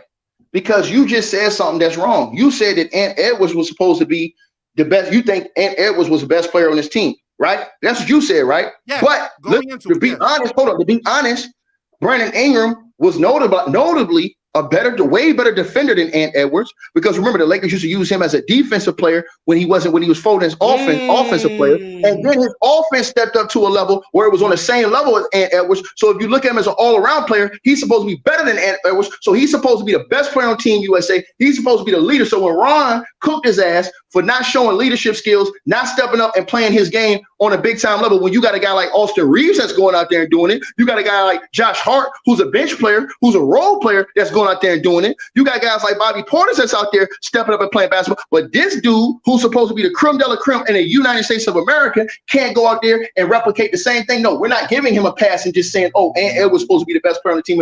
No, Brandon Ingram was supposed to be the best player on the team.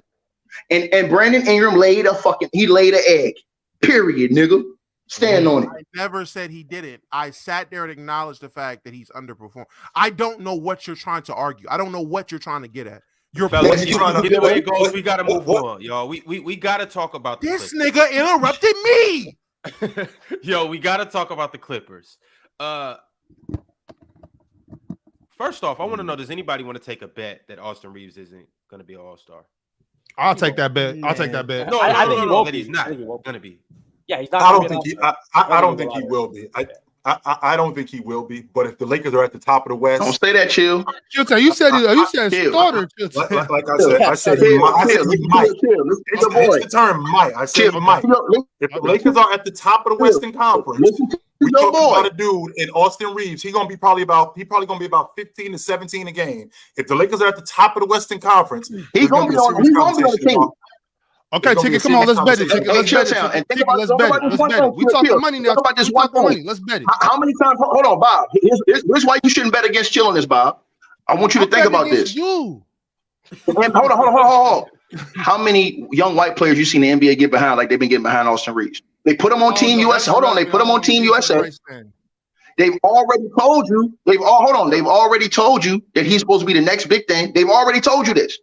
They floated it out. The coaches floated out that he's going to be an all-star. Letting you know that the coach has plans on really pushing this guy this year through the offense and through the team, because LeBron is getting older. I think they're going to push the offense through him and AD more. I'm just saying, bro. And then, like I said, how in the hell does Austin Reeves get on Team USA unless they're trying to push this?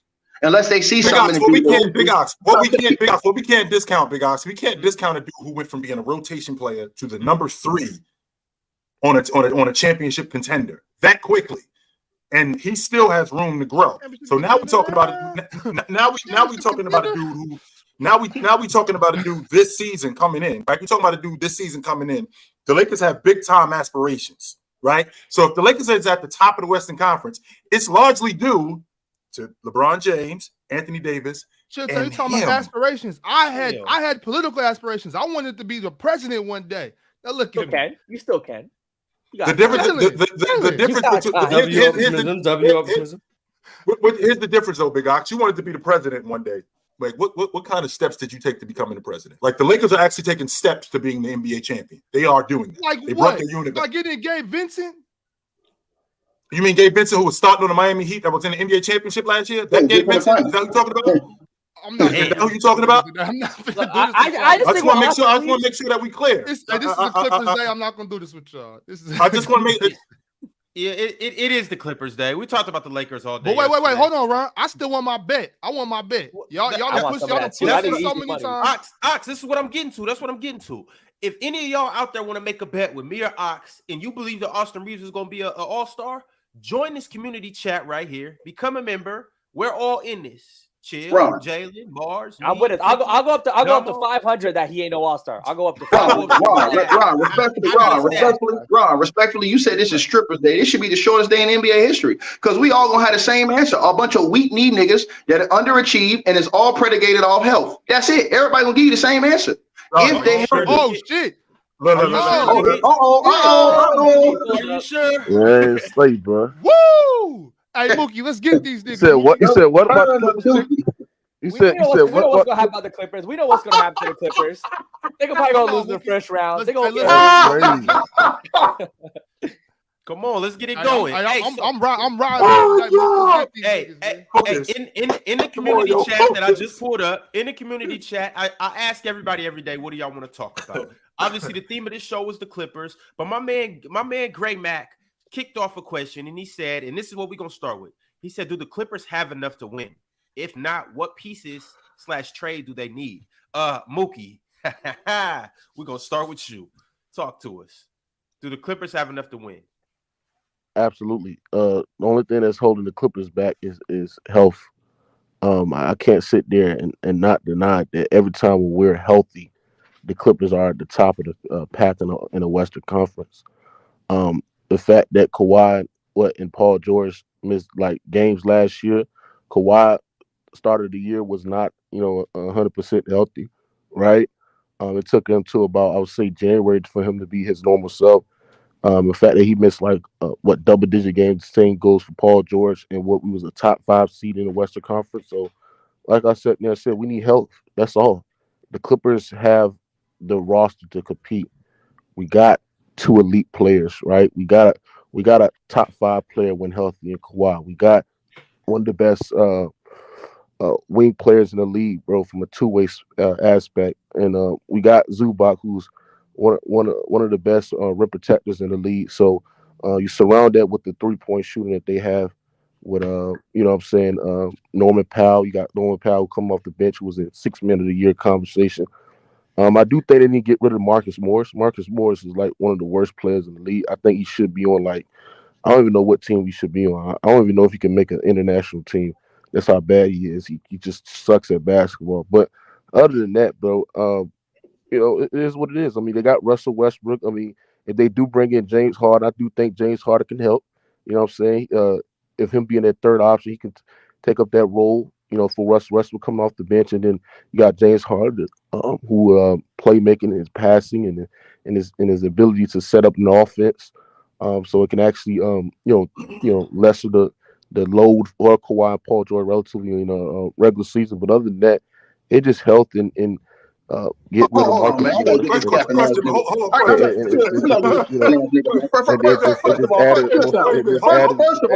Nigga, you all capping. I'm gonna tell you why. You the same. Hold on, you the same dude, bro. You the same dude that stood up here talking about some. Yeah, man, we ain't never gonna win because Tyronn Lue, he's a terrorist, man. We got to get him out of there. So first of all, you didn't even mention Tyronn Lue, and you've always said y'all ain't. Part of Tyronn Lue issue is he play that trash ass Marcus Morris. Get that nigga out of my team. No, but you never said that though. You always said that Ty Lue is a terrorist and that y'all ain't never going nowhere with him as a head coach. Yeah, and part of the reason because his rotation was Part of the reason because his rotation was ass. No, and then you always hold on. Here's another thing. How the hell you gonna put one of the biggest losers on your team and get better than James Harden? How you gonna put a nigga with titties who's one of the biggest losers in the NBA, one of the most unclutched dudes, and they said Kawhi and them having beef talking about some James, we're gonna let you take over during the regular season so we can manage to the playoffs and get hurt again. Like I said, man, bro, y'all easily predictable, and then you talk all that shit about the Lakers. This is the hypocrisy of Dookie, y'all. This nigga talk all this shit about the Lakers. Put some respect on now he want to do the same thing. He want to do the same thing that the Lakers did to Russell Westbrook and put him on the bench. The same stuff you criticize the Lakers for. Now you talking about some we get James, we can put Russell on the bench. Hold on. Are you slow as fuck, bro? I might be. Let's go. Hold on. I sat there and said, if we get fucking James Harden, right, I would prefer Russell Westbrook to go on the bench because there's no sense for us having Russell Westbrook and James Harden in the fucking backcourt, bro. But when the Lakers did that, you had a problem. You said the Lakers ruined Russ. You dogged the Lakers how they use Russ, but now you want to do the same thing the Lakers did. What they got to do with the Clippers situation? If the Clippers get another guy, James Harden, who can space out the floor and can shoot the long ball and can play make, and teams respect him as a fucking shooter, I'm having James Harden in the starting lineup, nigga. But I'm saying, no, I'm not. Listen, you said you criticized the Lakers for daring to put Russ on the bench and ruin his career. You said the Lakers ruined him. And then here's another thing you did. I do think it was a bad fit for the Lakers. You said came over there that Russ was the worst thing that happened to y'all's team. When Russ came over there, he actually was the best thing that happened to y'all's team because he was the only one that could stay healthy with all them weak knee ass niggas that y'all praise over there. And what did that lead to? What did that lead to? Nigga, that let the Kawhi get hurt again.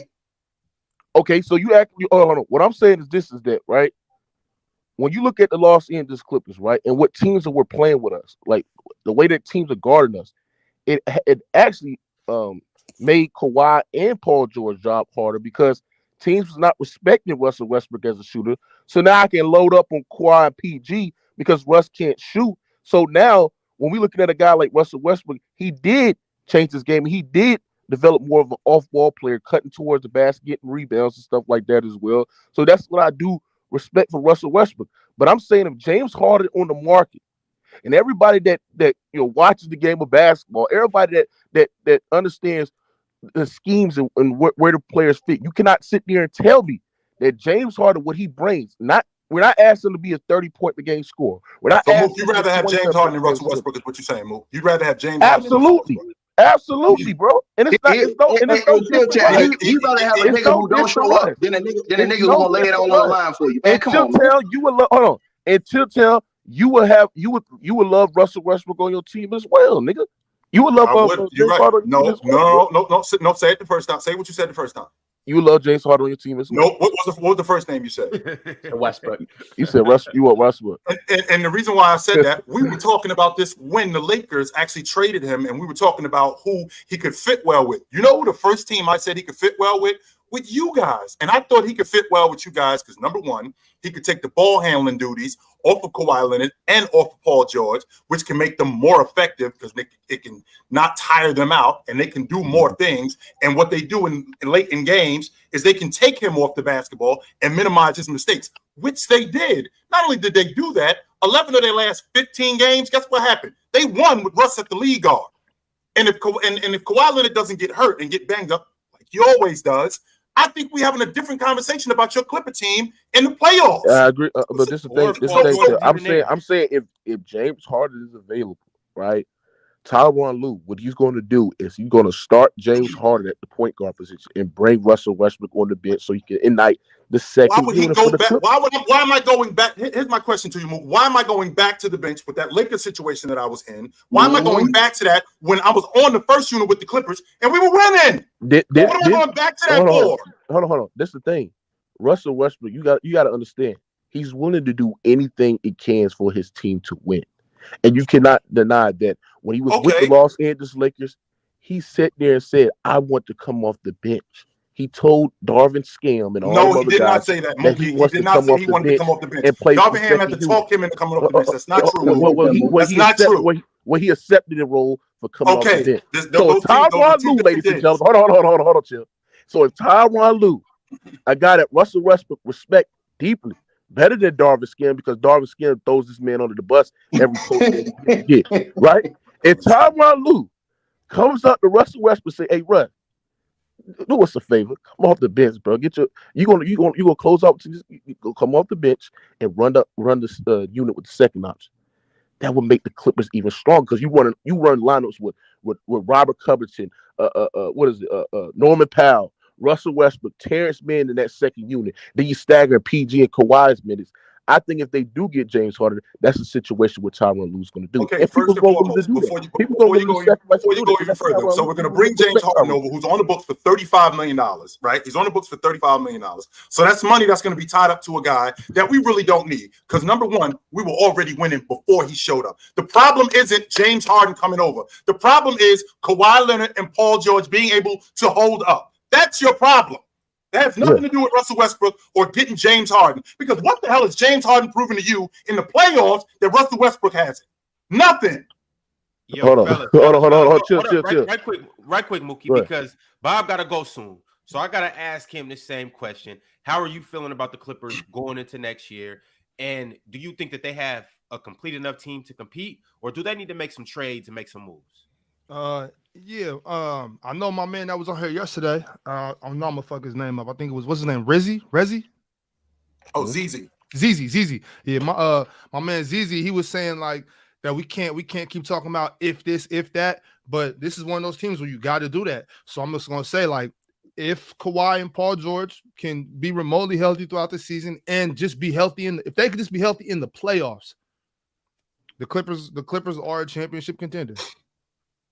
They have one of the best rosters in the NBA. I don't think we can really argue that on paper. And I know paper isn't hardwood, but you know what I'm saying? Like, on paper, they have one of the best rosters in the league, and they got two of the best players in the league. Like, Kawhi Leonard is still a top 10 talent.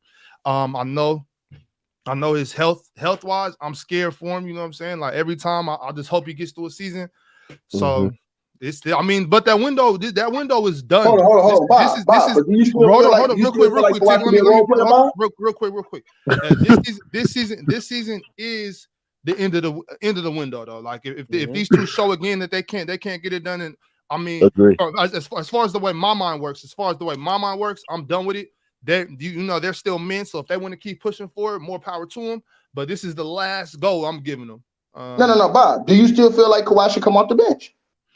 I think to preserve his career and be able to make an impact longer, I wouldn't be mad at Kawhi Leonard going to a newer up and coming team such as the Sacramento Kings. No. I ain't saying that. I'm talking about. I'm answering your question. That's what I'm saying, Bob. Let me I'm answer talking your about for the question. strippers. I'm talking about if they get James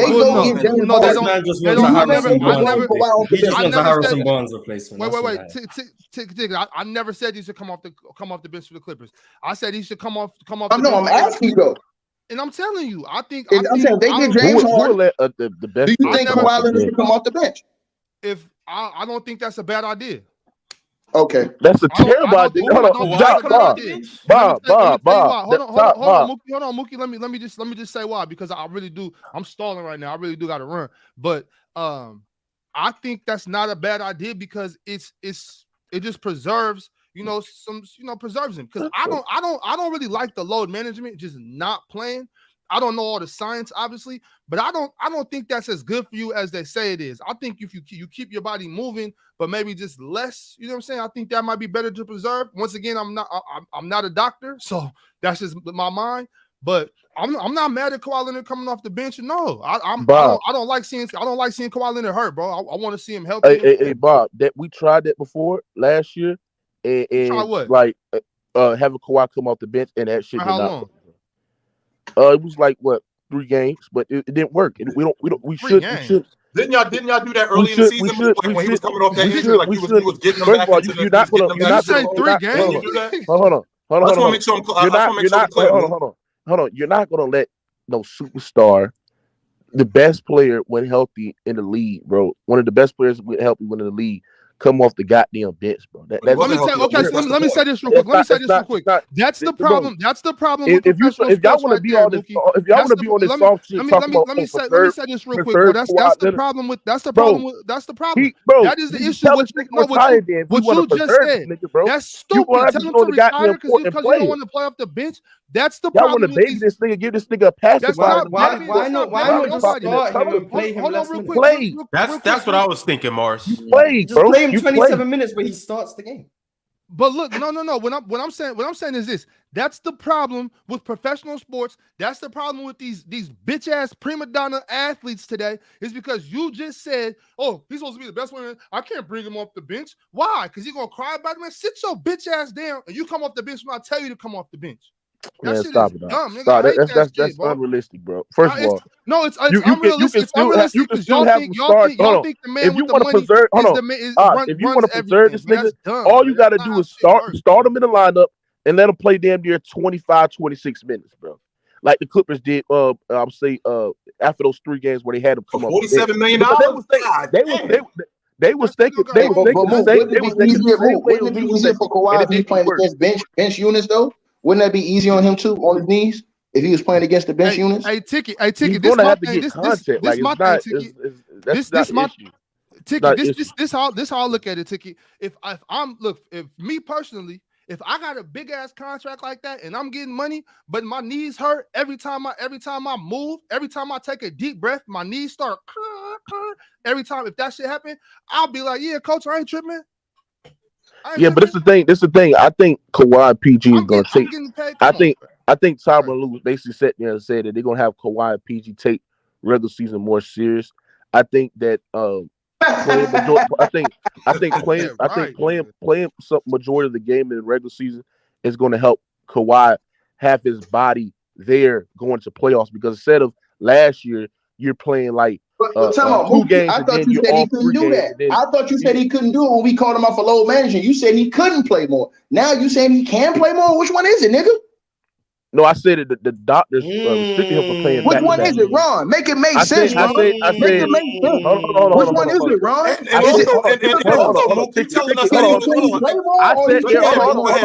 I sat there and said he could play back-to-backs, but the medical staff is restricting him to playing back-to-backs. Okay, that's a fact. With that being said, y'all know the medical staff cleared Kawhi Leonard to play at least 37, 38 minutes and like the start of the last week of the regular season. I'm like, bro, like that's what the medical staff do for the Clippers. So I think that's part of the reason why the Clippers or Paul George and them other guys are load managed, because the medical staff is telling them guys, yo, we need to preserve these guys until like the second half of the season. Let them guys don't play no back-to-backs. They have to play like a minimum of 33 minutes. And I think Tyronn Lue basically sat there and said, went up to Paul George and Kawhi Leonard, they agree to sit there and say we got to take regular season more serious. I think we're going to see a more aggressive medical staff and having them guys play more back-to-backs. I hope so. Which that's going to help. So, let me get this straight. So now, Ty Lue and them and Kawhi and them, they do have control over the medical staff. So now, the same medical staff that told you last couple of years that they couldn't play Ron, now all of a sudden this year, the medical staff, when these weak knee ass niggas is a year older, now y'all can play more according to the medical staff. But the medical staff, when y'all was a year younger, you hold on. And Kawhi's coming off another surgery, but he can play more this year, Chill Town, than he did last year, Chill Town. He come off another surgery this summer. And on top of that ticket, the idea that we're gonna load manage him and he's gonna start and play 25 minutes, right? So is he gonna play 25 minutes in the playoffs? Because that's not gonna be nearly enough. No, I can tell you that right now. When he was in Toronto, when they won the NBA championship in the playoffs, he averaged almost 40 minutes a game. It can make sense. You have to play 40 again for the Clippers to win. He has to play 40 minutes tonight. Kawhi and Paul George is going to play, and at the end of the day, I believe that the medical staff is going to start clearing these guys more earlier. You just said that they cleared them before, Mook. Right. What are you talking about? I sat there and said, hear what I'm saying, Chilton. I don't think I'm trying to get on your page. I'm trying to get with you, bro. I sat there and said, they got Norman Powell. I think the metal. I'm saying, and I'm not saying this is 100% correct, right? But I think when Tyronn Lue and Paul George and Kawhi Leonard had a discussion that they're going to take regular season more serious, that tells me that they're going to play more back-to-backs and they're not going to be on these restrictions as they were last year. So is it the medical staff that's going to clear them guys for back-to-backs? Maybe so, but I'm hoping that they do, because last year these guys couldn't even play back-to-backs. Kawhi didn't even play a back-to-back. They cleared them on back-to-backs last season. Hey, me and Chilton got a question for you. Why did Tyronn Lue say? Hold on. Why did Tyronn Lue say he went to Kawhi and Paul George and told him he needed him to play more games? If it was a medical staff that's holding him out, why would he have to go tell them? No, he didn't say that. He didn't say that. He did say that. We got the quote. Ask Mark. We got the quote. He did say that. He went right on Gil's show and said, I talked to Kawhi and Paul George, and I told him I need him to play more games, and they promised me to play more games. No, he didn't say that. He didn't say that. Stop lying. Don't lie. He said, hey, he sat there and said that he wants Kawhi and us, the Clippers, to take regular season more serious. He went up to the start and said, we got to take regular season more serious. Did you not say that? You said what? No, So he didn't say. if he's taking the regular season, why? Let me ask you a question, Mook. Why is it this season we're taking the regular season more serious? Why wasn't it last year when they were healthy? Why are we not taking the regular season? Because they thought. I'm gonna tell you why. They thought that they can load manage these guys into the totality of the. No, Mook. See, that's bullshit. Hold on. They've been low managing. No, Mook, you're not telling me that we could do it now. They've been low managing them. Yes, but what I'm saying, this is what I'm saying. I said they thought they can load manage these guys healthy into the playoffs, right? Not knowing that these guys have to play in the regular season to ramp their body up for the playoffs, and they just didn't know that. They thought they can preserve Kawhi. Why wouldn't the medical staff know that about their players? If that's the medical staff and they know all this stuff about sports science, why the hell wouldn't they know that last year that the guys need to play more so their bodies is in more shape? I don't know. You gotta talk to the medical staff. That's why I think the medical staff is fired. You call us cap. That's what I think. Now all of a sudden you talking the same stuff we was talking last year. The load management logic, Mookie, that you just said, that's always been going on. We're load managing to get guys prepared for the playoffs. Yeah, but that didn't just happen this season or last season. That's always been the case with Kawhi Leonard. Always been the case, even when he was in Toronto. So it's not like it's something that just started. Okay, we're going to take the regular season more serious. No, that wasn't the case. Hold on, that wasn't the case. That wasn't the case in 21. Kawhi played majority of the back-to-backs in 21. Right. The same goes for Paul George. They did what y'all did in 21. And the thing is, he ended up getting hurt. So, with him playing 19, yeah, he was sitting out back-to-backs. You know what I'm saying? I will give you that in the short season, helped him. But like I sat there and said, 21, Kawhi played majority of back-to-backs. Paul George played back-to-backs. He still getting hurt. So like I said, they're hoping that they can be. The thing about the Clippers, bro, load managed it or not, they need to be healthy, bro. When they're healthy, you cannot deny that this team is one of the league's best teams in the Western Conference. And at the end of the day, the Western Conference is so stacked. Like the Clippers somehow say if they, Kawhi gets injured or Paul George get injured, like hopefully it won't happen again. But say if they do, right?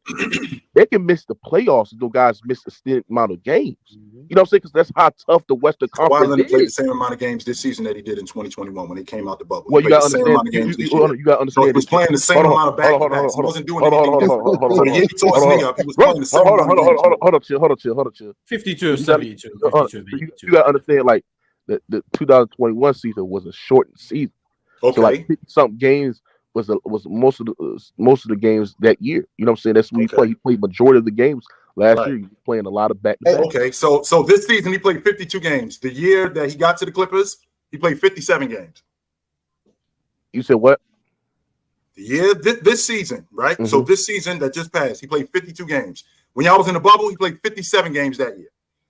Then the year before that, when he was in the NBA championship, when Toronto was in the NBA championship, he played 55 games that year. I think he played 60 games. This is who he is.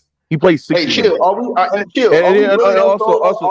throw it on the stripper still? The last time we seen them, they got walked down when they was healthy. The year this is the problem that I'm having. Hold on. Chill. The year 19, shortened season, so 50 games is almost half the season, right?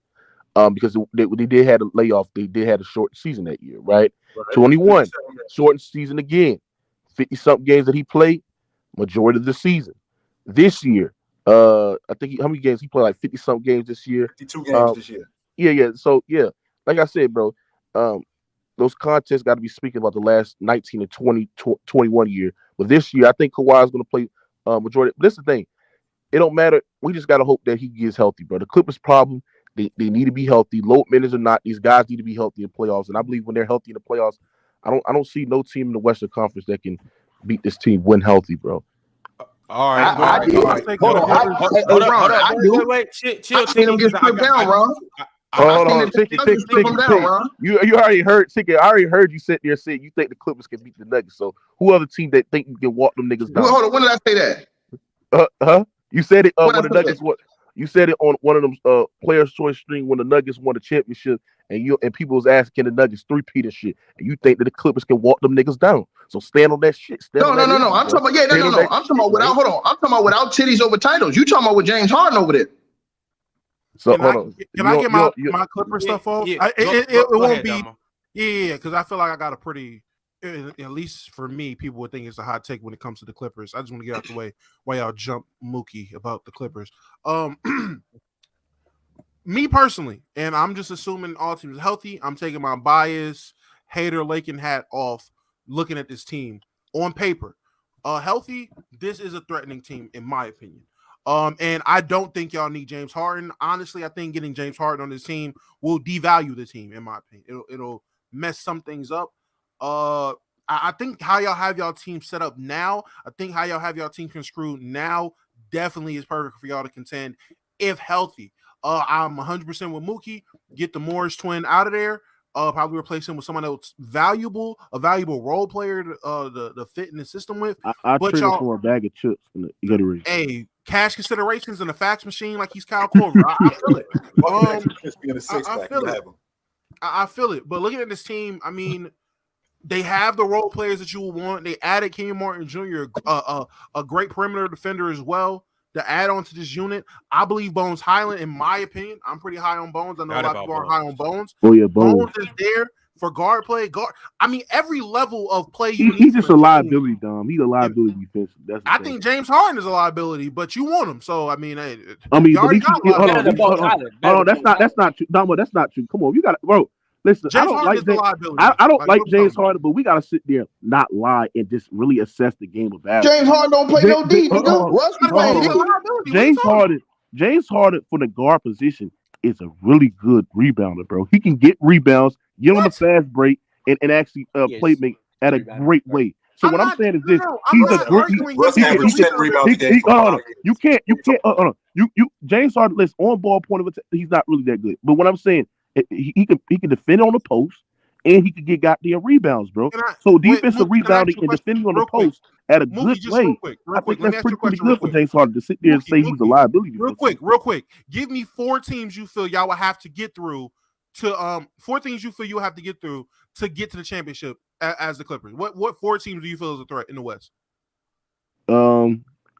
I think we got to get to Denver. I want Denver. I want that 3-1. I don't like how they walk down. Denver, go ahead. Give me 3 more teams. You didn't appreciate the ass whooping move. You didn't like that. Hold on. Let me say it. And you appreciate that ass whooping at all, did you? Huh? You didn't like that. I think 3 more teams. I think we're going to have to get to the Minnesota Timberwolves. I think they're going to be a first round. They're going to be in the playoffs for sure. And then I think we're gonna have to get to. I think we're gonna have to get through the Warriors. Okay. No Phoenix, no Lakers. You say Lakers? Yeah, I was gonna say Lakers. Oh, one more team, Mookie. One more team. I think they'll be out in the first round. The other team, like in the finals, did we get to the finals? I'm not talking. No. I'm not saying who do you think y'all playoff matchups is gonna be. I'm saying what 4 teams in the West do you feel the Clippers should be worried about? Who y'all matched up with in the playoffs? You could throw in the Lakers in there, but I think we own them.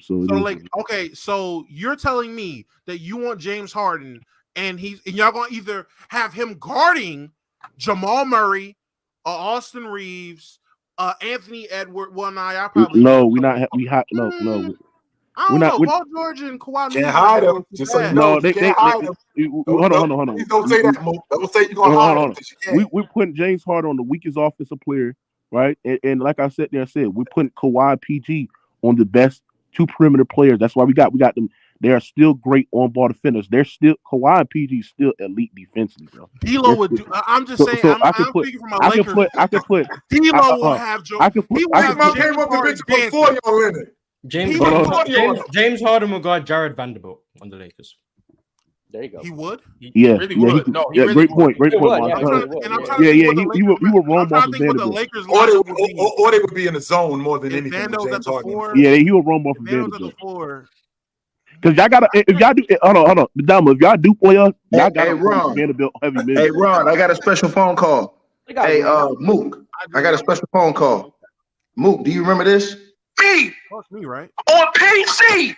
Now, I didn't know what the fuck I was talking about because I said Paul Reed is not no goddamn great rebounder, that he's going to get boards over goddamn Al Horford. Now, you want me to play the rest of what you said when you talked about James Harden, or you want me to stop right now?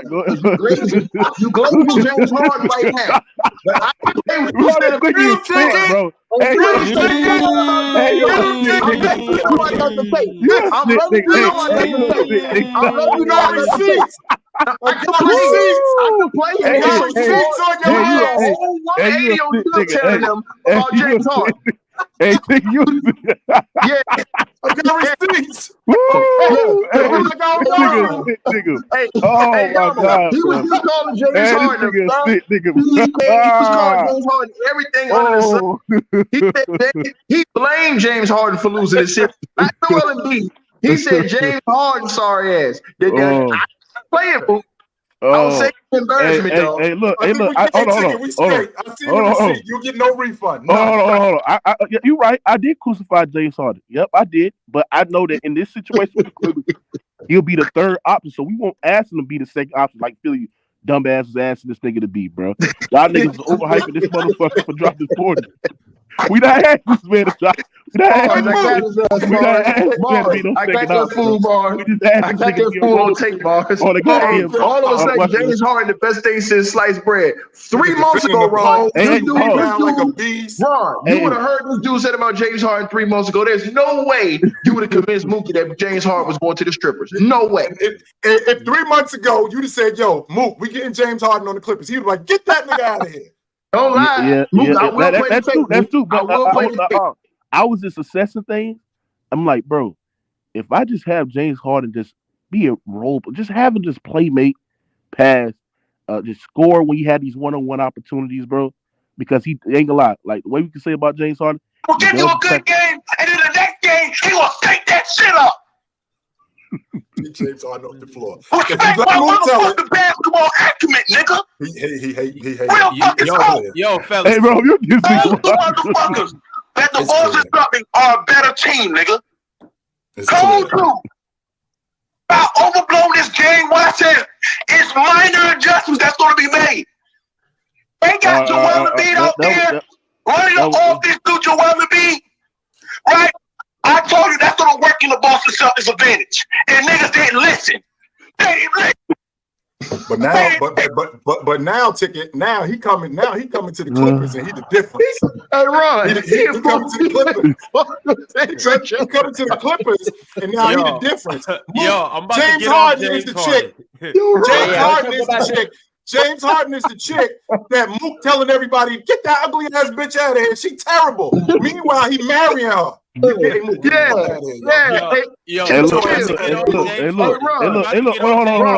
Hold on. James Harden's done. Let's talk about the Clippers. But this is what I'm saying. Damo ain't get a chance to finish his monologue about them. I still want to hear from Jalen. I still want to hear from Mars. Chill, I want to hear from you about the Clippers too. So go ahead, Damo. Finish off what you I was just saying, in terms of the Clippers, and again, on paper, if healthy, every level of their team, they have a quality starter and backup, and everything just seems like it fits. I don't know about breaking up what seems to fit, what seems to be a very balanced and deep team. I dare say, I don't see killing that to add he who we shall not name because we're done talking about him. Adding that would just be unnecessary. The minutes would just sway crazy, and liability issues. I think this team is a good team though. Like on paper, going into the season, again, assuming they're healthy. This is a very, very good team in the West, and not enough. And because people are worried about health, people aren't giving them the respect they actually deserve. Again, assuming they're healthy. Yeah, I agree with that number. I think that a lot of people is not on the Clippers, side and believing them because for the last couple of years they've been having the best roster, the deepest roster in the NBA, and they haven't reached their potential because of health. And I think the NBA is not believing. That's the reason why they cut most of their national television games. That's the reason why they just not hiring the Clippers, bro. So like I said there said, bro. Y'all still got way too many national TV games. No, we don't. But like I said there said, the one concern that I have, and I need him to prove, is Tyronn Lue, man. And this is why I got to get on Tyronn Lue. And this is why I thought that he was just as bad as Darvin Scam as a coach last year, right? Because this man Tyronn Lue literally has one of the worst rotations I've seen from a head coach last year. The fact that he played Marcus Morris extended minutes, the fact that he won 3 guard lineups, the fact that he just did not make no adjustments with his lineups whatsoever. I mean, He just didn't have it, bro. The fact that you have a 6'7", 6'8" Robert Covington, it's so many people that in the league right now would love Robert Covington's service. 6'7", can space the floor out, can shoot, great help side defender under the basket as well, can rebound, can shot block. He can do it all on the floor, right? But he don't play this guy Robert Covington enough. He would play a guy Marcus Moore who can't shoot. Who like if you look at his percentages, bro, Marcus Morris as a mid-range jump shooter progress, he can't defend in the air, right? He can't rebound. He's a turnover. He is a turnover machine. He just can't pass or play, do anything that a power forward is supposed to do. You got a guy Robert Covington who's on the bench, and he just doesn't play him. So what Tyronn Lue needs to do, and I know him and Robert Covington is beef because that's what Robert Covington. When the reporters asked him this summer, "What you got? When the last time you spoke to Tyronn Lue?" In a game or something like that, he said, "I haven't spoken to Tyronn Lue." They had no conversation. He need to let that shit go and play this man Robert Covington play. Man, y'all need to stop that shit, man. Mook, you just said that you thought Tyronn Lue was just as bad as Darvin Ham? Yes, sir. But didn't you say Darvin Ham was a damn good coach and that LeBron James ruined him this year? I don't recall. The Lakers beat LeBron James. The Lakers are going got all the receipts, right? LeBron James right? And ruined this Lakers chemistry, ladies and gentlemen. When I mean ruined this Lakers chemistry, I'm talking about the Lakers was going on their runs when LeBron James was on the bench, alongside with the lineup of Anthony Davis, alongside with the lineup of Troy Brown Jr., alongside with the lineup of I believe William Gabriel, Austin Reeves, and other guys. Soon as this man LeBron James come on the game, the Lakers poor rotations, getting beat backside, getting out rebounded as well, right? Poor rotations, out of position. What does got to do? Right? What does got to do? What does got to do? What does got to do? What does got to do with the? I just had to remove Mookie and Ticket. I feel like Apollo with his wife when Drago beating up on him. Like, stop the fight, stop it, get him. We are not about to talk about LeBron. We not ain't doing that. We're not doing that. But we can talk about the Clippers. I want to hear from you about the Clippers. How do you feel about the Clippers? Do you think that they have enough, or do they need to make some moves, or anything of that nature? I mean, to what basically everyone said with the Clippers is going to come down to if they're going to stay healthy or not. Do I think Kawhi Leonard and Paul George are going to magically be healthy now and be able to play 40 minutes a night in the playoffs? No, I think their knees are just. I think Kawhi Leonard's knees are just broken down, and Paul George's entire body. I don't think they can sustain an entire NBA season, playing 35 plus minutes, and in the playoffs for them to win, they need to play 40 minutes a night. They're not going to get away with playing these guys 32 minutes a night. So it's going to come down to health if they're going to play. But if that happens, look, I think at end of the games, I think Russell Westbrook's going to start at end of the games. They want to put out a lineup of Kawhi Leonard, Paul George, Robert Covington, Norman Powell, and Zubac. I think that is the closest lineup, has a lot of potential. Like I said earlier, I think Covington defensively is a huge asset, can still shoot the ball. Norman Powell can give you some offense when the other guys aren't going. I think Zubac holding down the paint is fine. I think a guy like Terrence Mann is also underutilized. I think he's the guy that can be a quick bucket, can do some playmaking, passing. That's another guy that you get in the rotation. So this team is definitely dangerous. I don't think they're a team. If healthy, no one wants to play the Clippers in the playoffs, because I think Kawhi Leonard will still have that playoff reputation in him, can get you 35, 40 any given night. Still going to be an elite defender. Could be the best player on the court on any given night. Kawhi's the best player in the playoffs. Look, that's what I'm saying. Look, on any given night, he can be the best player on the court, even with guys like Jokic, LeBron, AD, Kevin Durant, Booker on the court. He could be the best. He could be the best player. Yes, LeBron can still be the best player on the court too. Ron, I want to say, Ron, I didn't give you my breakdown because I was just trolling. Yeah. But go ahead. I gotta say this. When are we gonna stop giving these weak knee dudes the benefit of the doubt, man? Look, I hear you. Hold on, Ron. I'm just being honest with you, Ron. I'll be honest with you. We say this every year about the Clippers. We say if. I'm tired of saying if about this team, bro. I'm tired of it. There's no excuses, man. If you got the deepest roster that money can buy, Ron, there are no excuses, bro. They got to the Western Conference Finals with Kawhi hurt already. They've already shown that they can do that. So they did that with Kawhi off the team. My whole point is this, man. Bro, at some point in time, man, Kawhi Leonard has to prove that he can lead a team. He's never proven that he can lead a team. He's proven that he can join a good team. He's proven that he can join it. He's proven that he can join a good team. He's proven that he can join. Hold on, let me finish. Let me finish, Ron. Let me finish respectfully, Ron. He's proven that he can be on a super team with the Spurs and have an Andre Iguodala Finals MVP. Hold on, Ron. Let me finish. He's proven that he can be on a super team with the Spurs and have an Andre Iguodala Finals MVP. He's proven that he can go to a Toronto Raptors team that Mars hates DeMar DeRozan, right? Who turns into DeMar DeFrozen in the playoffs. And all you have to do is be the anti-DeMar DeRozan to get them over the hump. So all he did was not freeze up in those moments that DeRozan froze up. And guess what? He won a medical ring because half the goddamn Golden State that's the same ring that Hold on, Ron. I'm not finished, Ron. I'm not finished. So then, Ron, he has a clean slate. And he wants to come to the strippers, and he makes them strip down the organization, Chilltown. They strip that damn organization down. They get rid of Shea and all those other draft picks to bring in Paul George, all for this weak-kneed nigga collapse. So they get him in there, Ron. They immediately go to the bubble, the same bubble that Mookie had nothing to say about until the Lakers won a championship in it. But if the Clippers would have won a championship, Mookie wouldn't have been saying it was a Mickey Mouse ring. Hold on, Ron. I'm not finished. And then check this out, Ron. What do? At fully healthy, the last time we seen them fully healthy, they got their ass stripped down by the Denver Nuggets in the playoffs when they were up 3-1. So then they blamed it on Doc Rivers, right, Ron? So they fired Doc Rivers and you went and got Tyronn Poole, right? So they went and got Tyronn Poole and ran with this. He's the greatest coach in basketball right now, Tyronn Lue, right? Until they found out otherwise, Ron. So now we went through all these years, 1, 2, 3, 4, 5. When has Kawhi ever led a team, Ron, from start to finish? He's never led a team from start to finish, Ron. He has never done it. He has not done it, Ron. So listen, Ron, I'm tired of talking about if this team is healthy. God damn. No, the bottom line is this, bro. The bottom line is this. The goddamn LA strippers are a hopeless, helpless team. They will never win a championship. They will never be healthy. They will never be on board. They will never be right. And the bottom line is niggas like Mookie, all they're going to do is keep stringing y'all along all these years. And then when they get hurt again, all Mook going to do is come up with an excuse and blame Tyronn Lue or somebody else again like he always do. The nigga don't never hold Kawhi accountable when Kawhi don't do his goddamn job. And the saying that you don't hold Giannis, accountable when he fucking Giannis led his own team to win a championship. And he loses to a fucking 8 seed, nigga. Giannis led his own team to win a championship. Accountable. Man, what are you talking about? You talking about that same medical ring that you accused Kawhi Leonard from winning?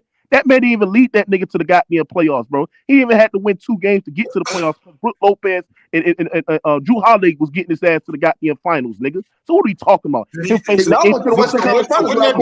out of here, man. Now, what I'm saying is, what I'm saying is this, Giannis' credit because he actually got hurt. Like Leonard didn't get hurt in the playoffs. Like Giannis he did get hurt, nigga. He was hurt. Hold on, chill. He was hurt throughout the whole entire playoff run in 2019. They averaged 40 minutes a game. Knock it off. He was hurt.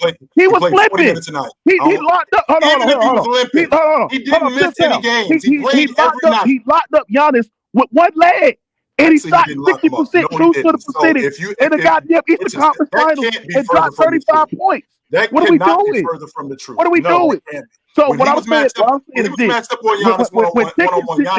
when Tickets sit there and say they built a wall behind Giannis, they built a wall behind him to help him. But that's not the point. That's nothing wrong with that. The fact that Giannis actually got hurt in the playoffs. Giannis got hurt in the playoffs. Kawhi got hurt in the playoffs. Hold on. Kawhi gets hurt in the playoffs. Hold on. Kawhi gets hurt on the playoffs. Y'all niggas come here, make screens to blame this nigga for actually getting hurt. When Giannis get hurt, it's a coloring book. It's a fucking lollipop, and it's a pat on the back and say it's gonna be A-OK. So what I'm saying is this.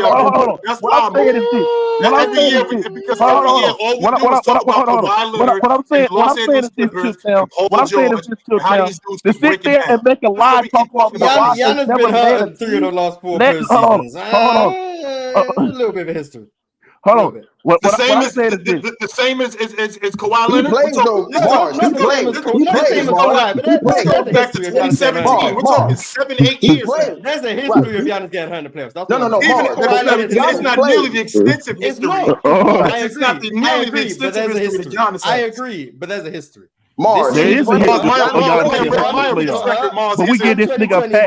My rap sheet ain't as long as yours, which means that your rap sheet ain't as long as mine. Which means that I'm going to be judged differently than you. So when I stand in front of the judge after being arrested 6 or 7 times, it's going to be different than when you get arrested 2 or 3 times. Hold on. I agree. I'm just saying Giannis had history himself. That's what I'm saying. Hold on. What I'm saying is this: the fact that people forget that Kawhi led that 2019 Raptors to the finals and won a championship. Stop talking like he led them, Mook. They already had a good team. He was the best.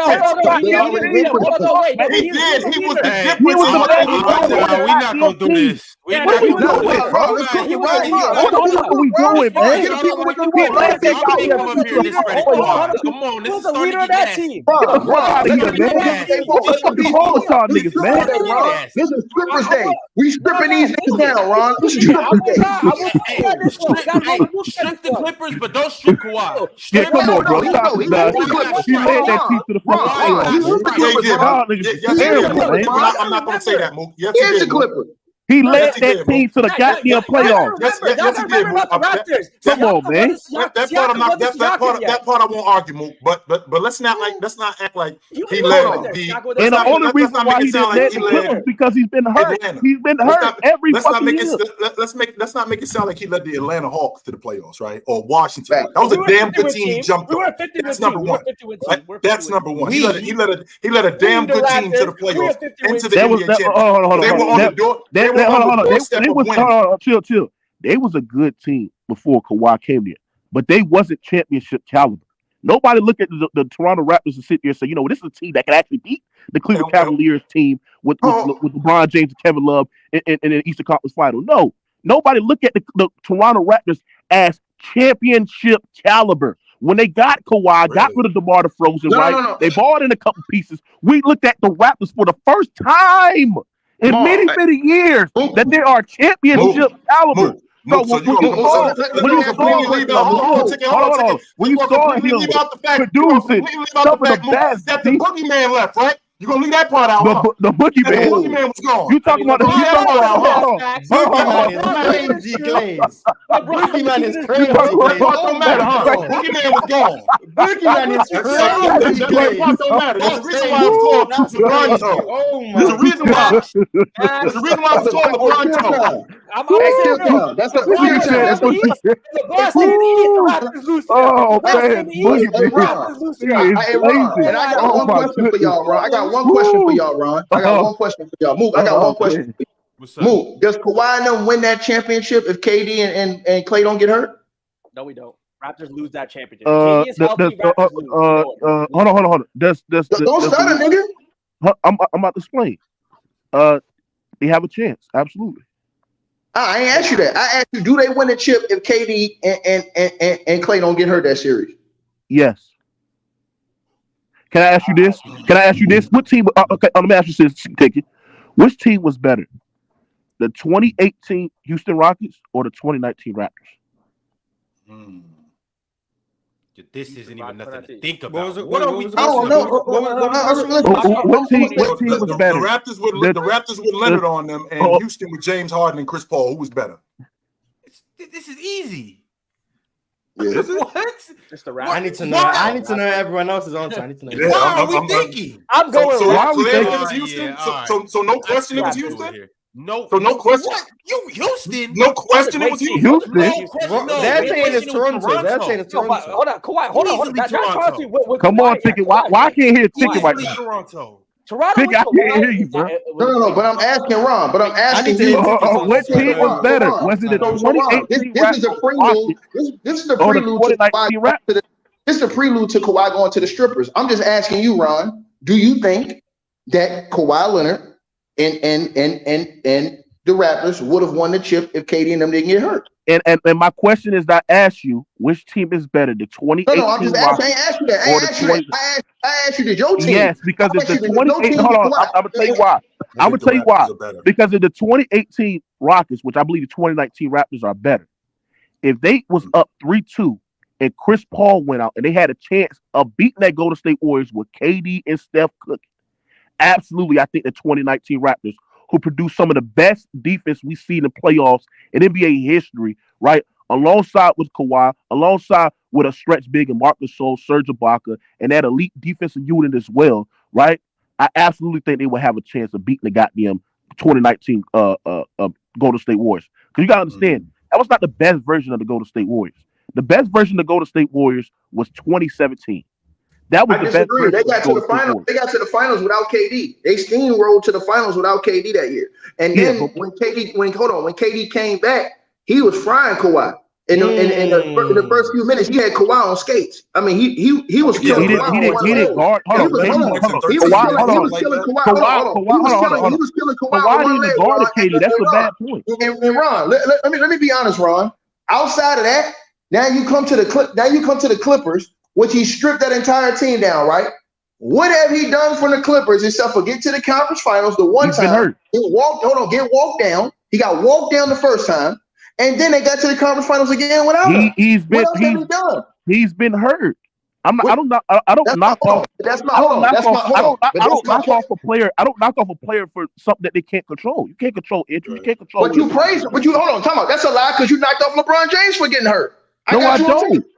LeBron didn't have no ACL injury. No. I got you on tape. Hold on. I got you on tape from 2 years ago when LeBron James had that serious knee injury and was out. And you said that's no excuse. That was not a serious knee injury. He didn't tear nothing. Hold on. Yes, it was. He almost missed. What did he tear? Hold on. I got you on tape. Hold on. No. Tell me who did he tear? Oh my God. I mean, the injury is just an injury, though. I don't think. No more. Look, what I'm saying is this, right? What I'm saying is this. I just want to get back to the Clippers. What I'm saying is this, right? Yes, I absolutely think. And when people sit there and say, "Oh, what has he done?" Bro, he's been injured. So yeah, it looked like he hasn't done nothing. But I can agree. Like if Kawhi is healthy in this postseason, he hasn't done shit. He would be a failure. Right now, he's a failure with the Los Angeles Clippers because they would set the bar a championship, get to the NBA Finals. The fact that he's been injured and only been healthy to compete for one, he's been a failure.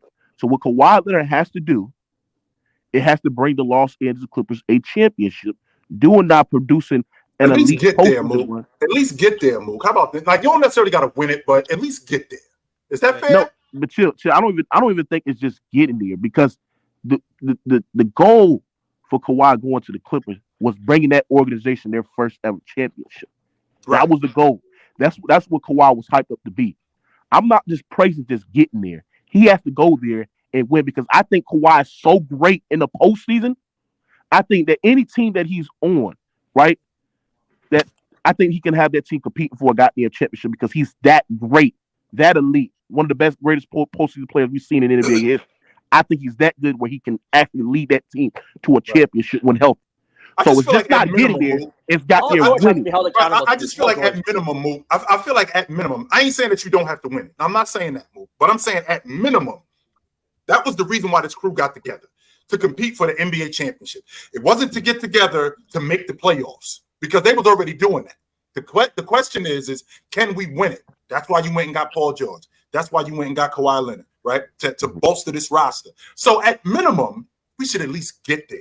And Mars, really quickly, we talk about me glazing. Mars, I got a quick question for you. If we had a guy today, right, in the NBA today, who his team was bounced out of the playoffs last year. They got swept out the playoffs last year. And the year before that, they were swept out of the playoffs again. And then the year before that, they lost in the playoffs. But that dude was now gone. How are we talking about that crew? I ain't calling someone that boogie, man. That's what I'm saying. I mean, so we got a team. I'm not going around saying Damian Lillard Steph's his boogie, man. I'm not doing that. Yeah. I'm not saying that. Let me ask you a question, Mars. If he swept Damian Lillard out the playoffs, Steph's 10-0 against Damon. I'm not calling him that. I will. Yeah, what? I'm not doing that. Okay. I get no. I'm not saying I don't get it. By the way, I'm not saying I don't get it. LeBron against Toronto, very well documented. Hey, chill. If that's the case, chill. If that's the case, since you say LeBron is Raptors boogeyman, can you say Kawhi is LeBron boogeyman? Because Kawhi got a winning record against LeBron all time. No, because Kawhi was playing on teams. Kawhi never outplayed LeBron. We're playing on teams. What are you talking about, Taylor? Talent disparity. No, hold on. Because guess what? Kawhi never outplayed LeBron in any playoff series. In any playoff, yes, he did. Yes, he did. 2014, yes, he did. You can't say 2014, yes, he did. LeBron had 2014, he was better. He was better than LeBron, bro. And then he had 2014 was better. I don't want to make this a LeBron conversation. Let's not have a team. Let's not do that. No, I don't want to make this a LeBron conversation. All I'm saying is we talked about. I'm just saying, like y'all call it. No, I don't want to make this a Kawhi conversation. I want to get. Jalen, you gotta stop that shit, Jalen. I don't want to make this a LeBron James conversation. I want to get back to the fact that there were a lot of variables that happened in order for them to win the NBA championship in 2019. With him getting on that Toronto Raptors crew, which was a damn good crew before he got on the crew. That was a damn good crew before he got on the crew. And it did help that James was gone and he didn't have to deal with him in the East. That did help. You know why it didn't help? Because at the end of the day, the Eastern Conference got tough. We seen the Milwaukee Bucks who flourished to a 60-win team, and Giannis Antetokounmpo had an MVP season, and the Raptors and the Bucks produced some of the I think the league's best defense at the time. We seen how Philly stacked up and added a guy like Jimmy Butler, and that was a stacked team and a stacked squad as well, loaded with perimeter elite level wing defenders and an elite level rim contester and Joel Embiid as well. Right, we've seen the teams like the Boston Celtics. You had top 10 defensive units in that conference as well.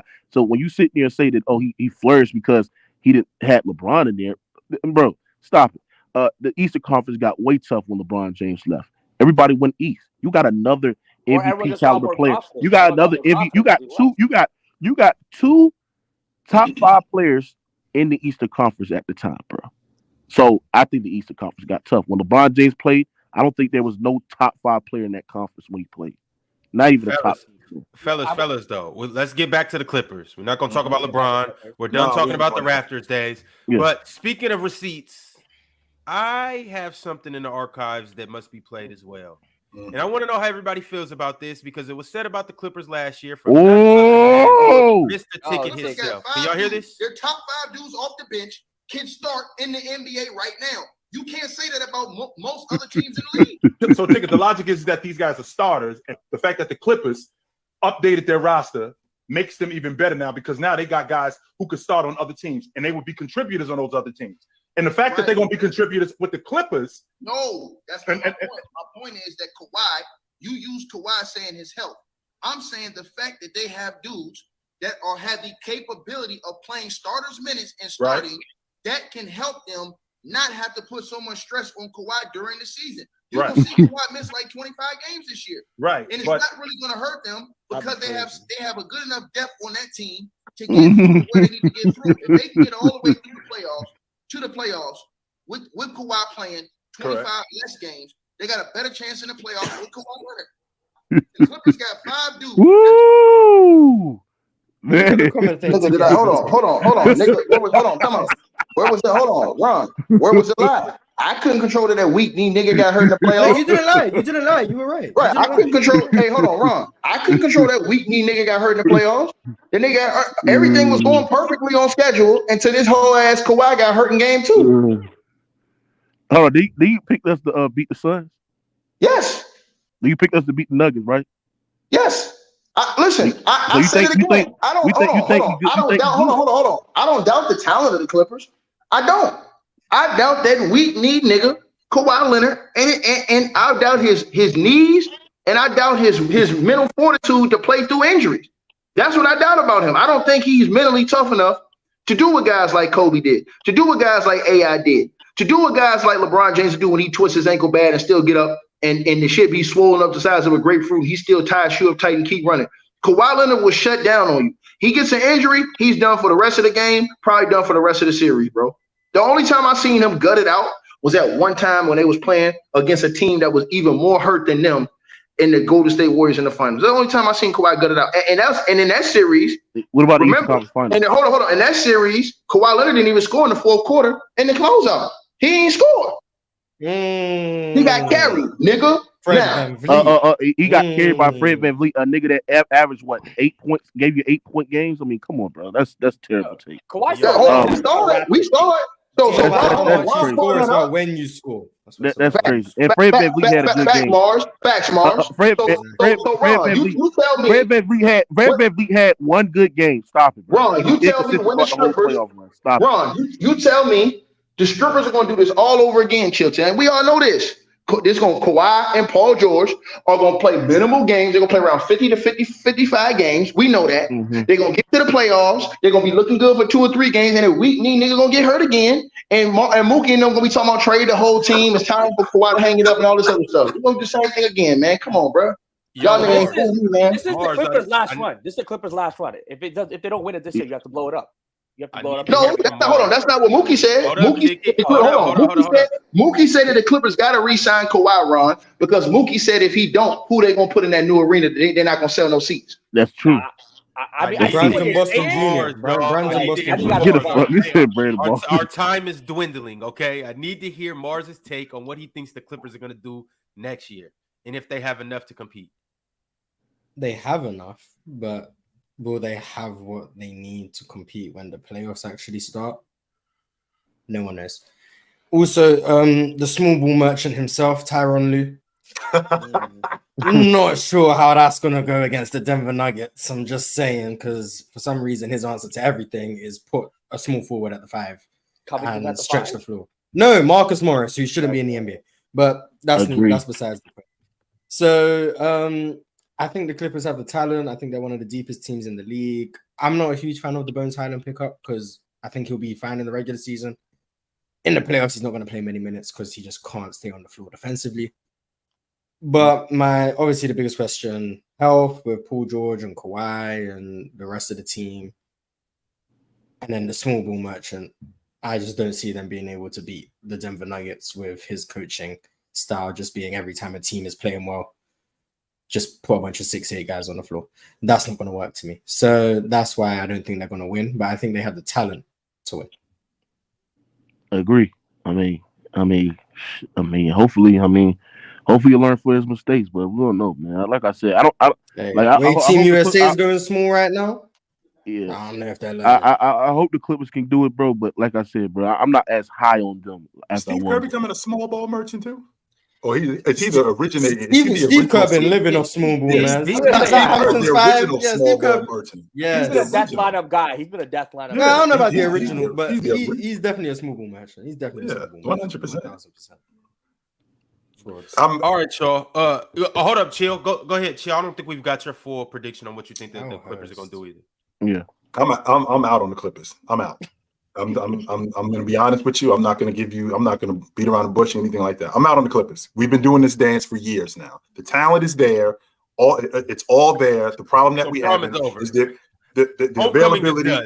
I'm out. I'm out on the Clippers. Nope. If they're a top 5 seed, I think they're a first round exit, maybe second round, because these guys are going to break down. That's what I've seen over the course of this whole run with Kawhi Leonard or Paul George. And there's no reason from what I've seen over the past couple of years for me to think that anything is going to be different. There's been underperformances and injuries throughout this entire tenure. And it's been like that since these dudes showed up. And there's no reason for me to think now that Kawhi Leonard is older, now that Paul George is older. There's no reason for me to think, because they're the catalyst, that this thing is going to change. I'm out on the Clippers. I think you trade Kawhi Leonard. I think you trade Kawhi Leonard at the end of the season if they don't win a championship. Get some draft. Jayla, that's a terrible take, Jayla. Stop it. Hold on. And we know what? You even trade Paul George. He had one season. You don't. Jayla.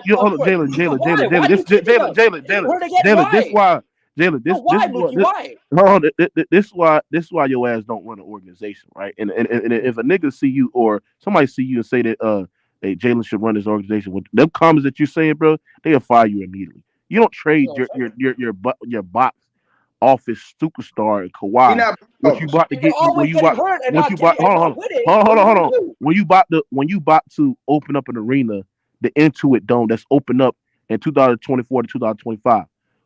They need people to sell seats. They don't want empty seats. No, you don't. Are they going to sell seats though, even if they don't win? Are they really going to sell seats if they're going to play 40 games a year? No. They're going to sell seats because you know why they're going to sell seats? Because teams can look forward of seeing Kawhi Leonard playing that. No, they can't. You don't know when he's going to play. Hold on.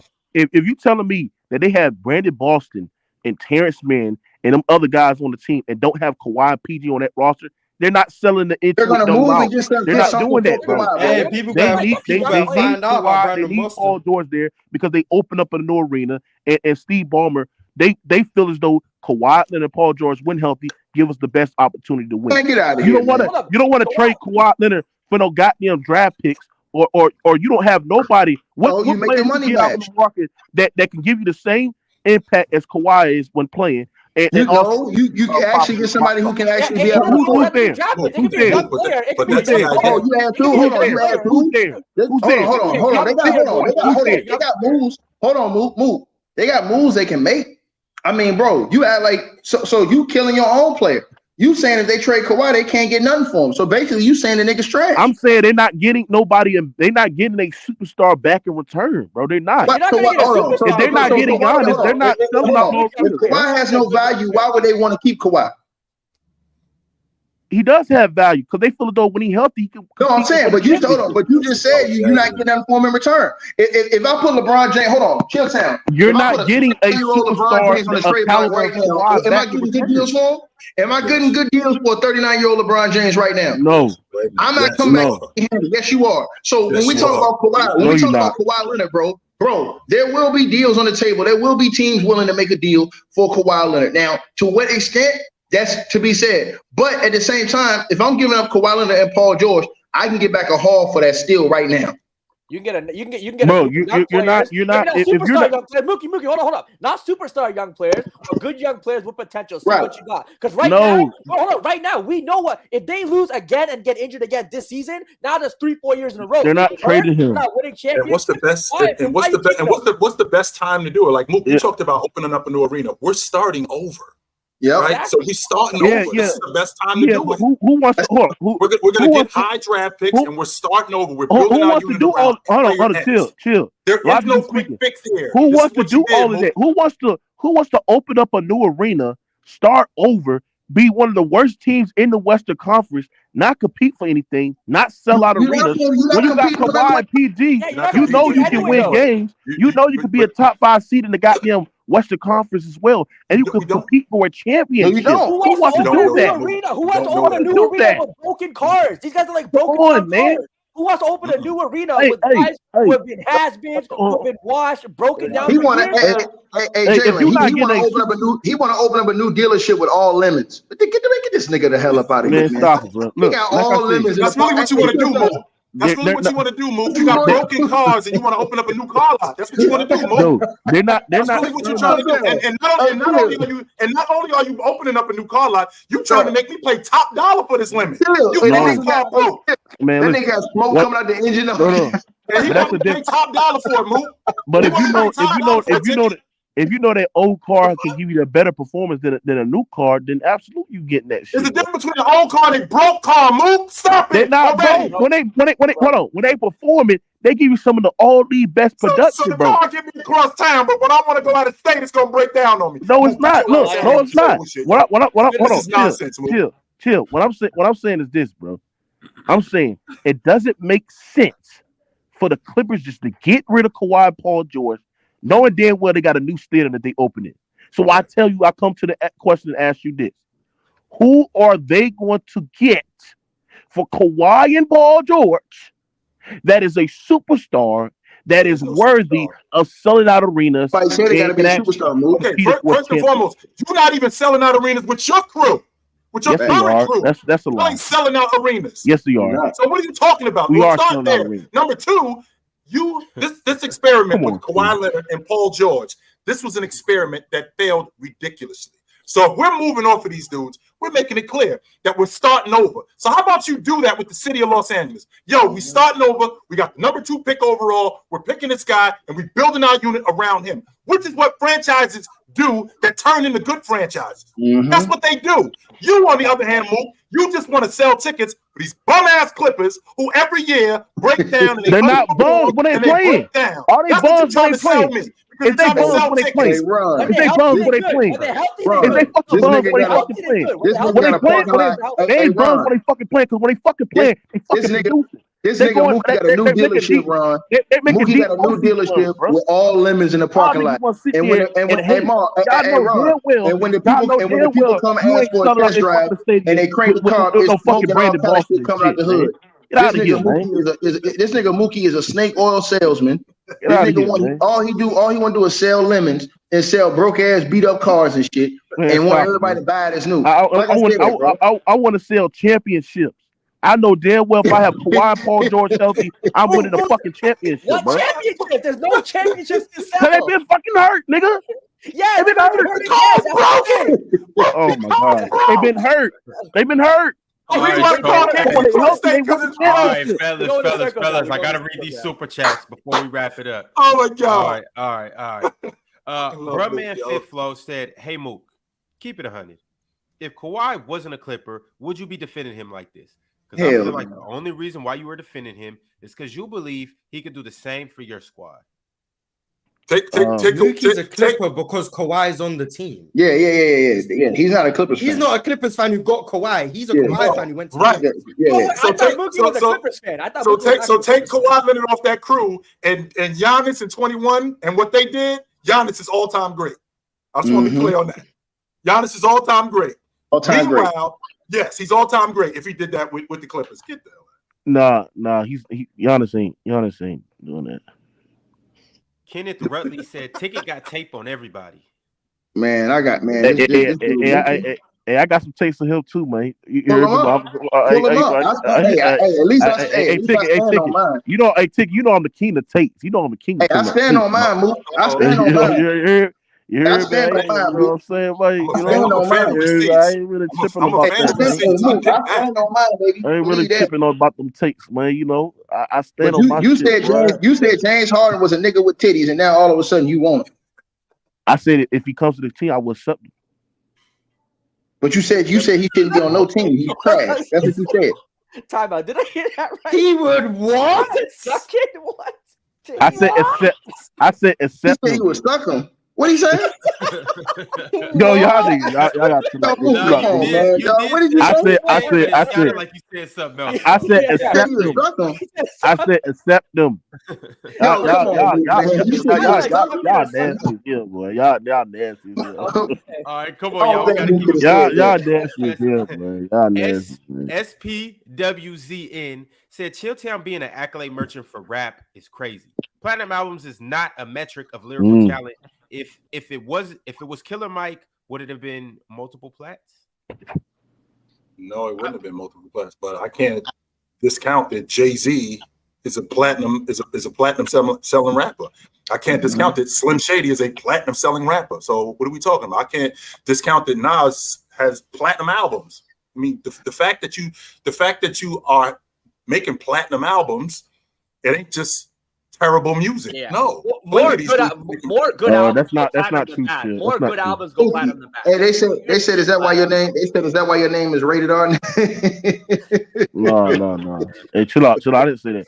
But what I'm saying is this: is that that's not true, Chilltown. I mean, you got some people that has platinum records, and that music is trash. So like, of course, no. There's bad songs and albums that go platinum. Hey, Ron, that nigga name is rated R.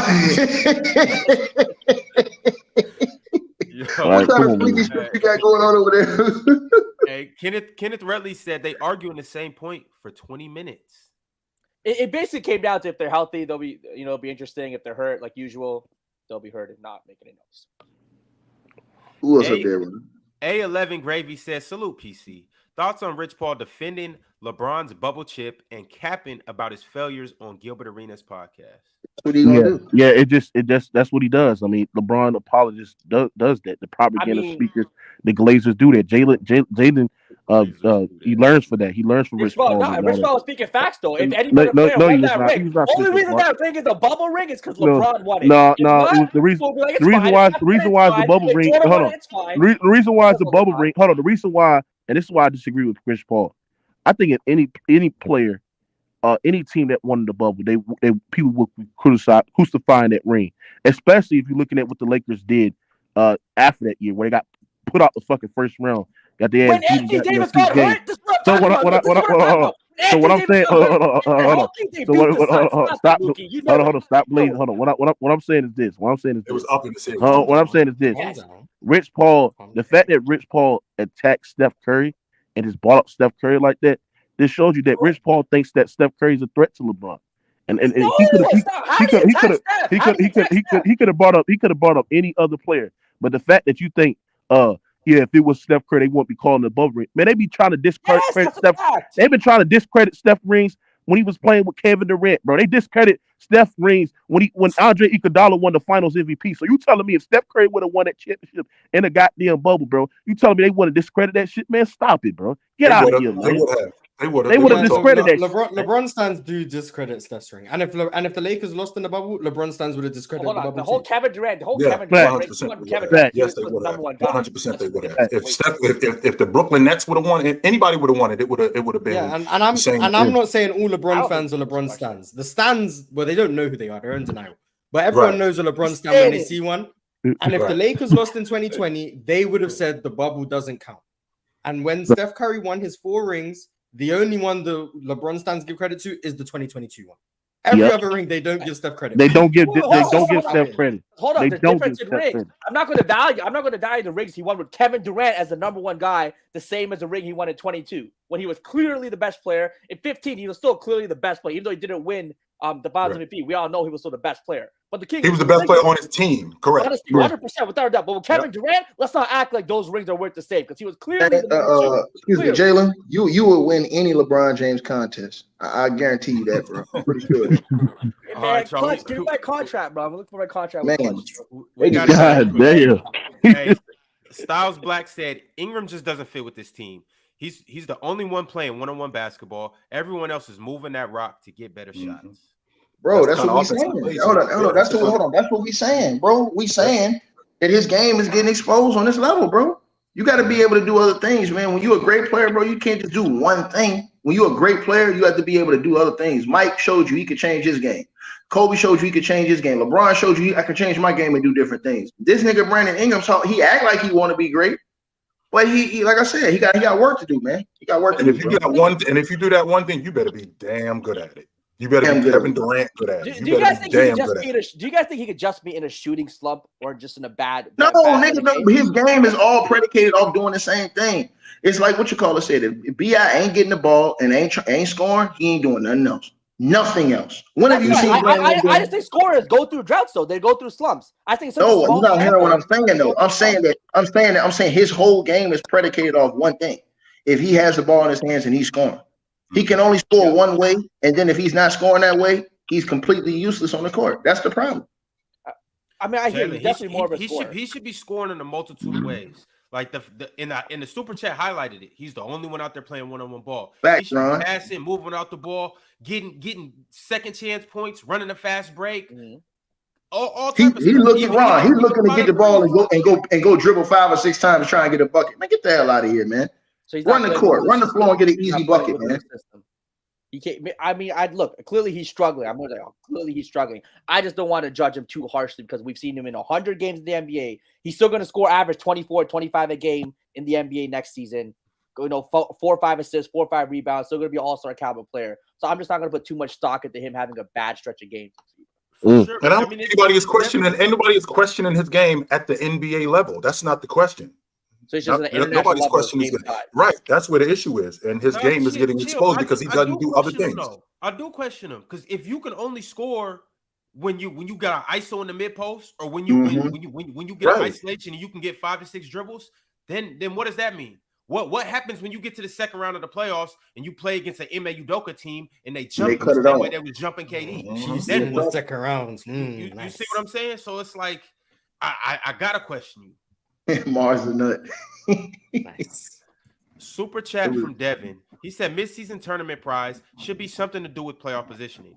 We'll give all teams incentive to compete, including superstars, which will then give the tournament accolades value. Boss, and my man, do something with them goddamn. Put that picture back up. Man, do something with them goddamn glasses, man. But that's false, bro. Let me tell you why. Because if that's the case, then a weak knee nigga like Kawhi, they'll go win that tournament and then low manage the rest of the season knowing they got a playoff spot.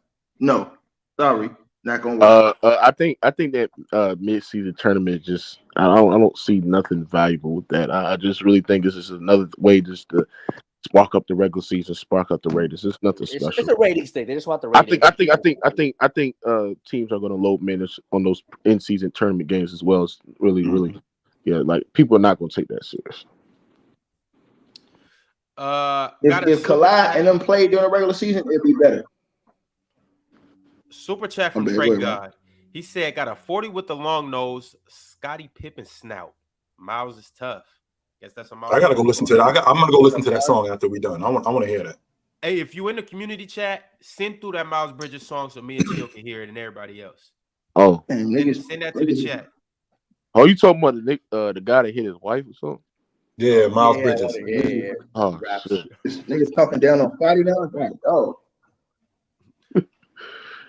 Last super chat of the day, Winner sent one through and said, I didn't understand Rich Paul bringing up Steph when Steph wasn't even in the playoffs. Why he didn't name a person that was in the playoffs? Yeah, because he's threatening Steph. Because Steph's the second greatest of this generation. That's why. He brought him up. He's a love player, but he ain't no one threatened by Steph when you're LeBron James. Yes, he is. Yes, he is. Threat to what? That's not he knows if Steph wins another ring. Hey, Jalen Carter, nigga, what will you do for a client? No, I'm just saying, ain't nobody in this world thinks Steph's a better basketball player than LeBron James. Steph can go win 6 rings, and no one's going to think that. This is ridiculous. All right, y'all, we got to wrap it up. Let me shout out the members. We got Max Chains, Vinsanity TV, Blue Champagne, Mall C Go Crazy. Who else we got? QC is a new member. Shout out to James Fitzpatrick. He a new member. Random Guy Speaks. I know that guy. He's a new member.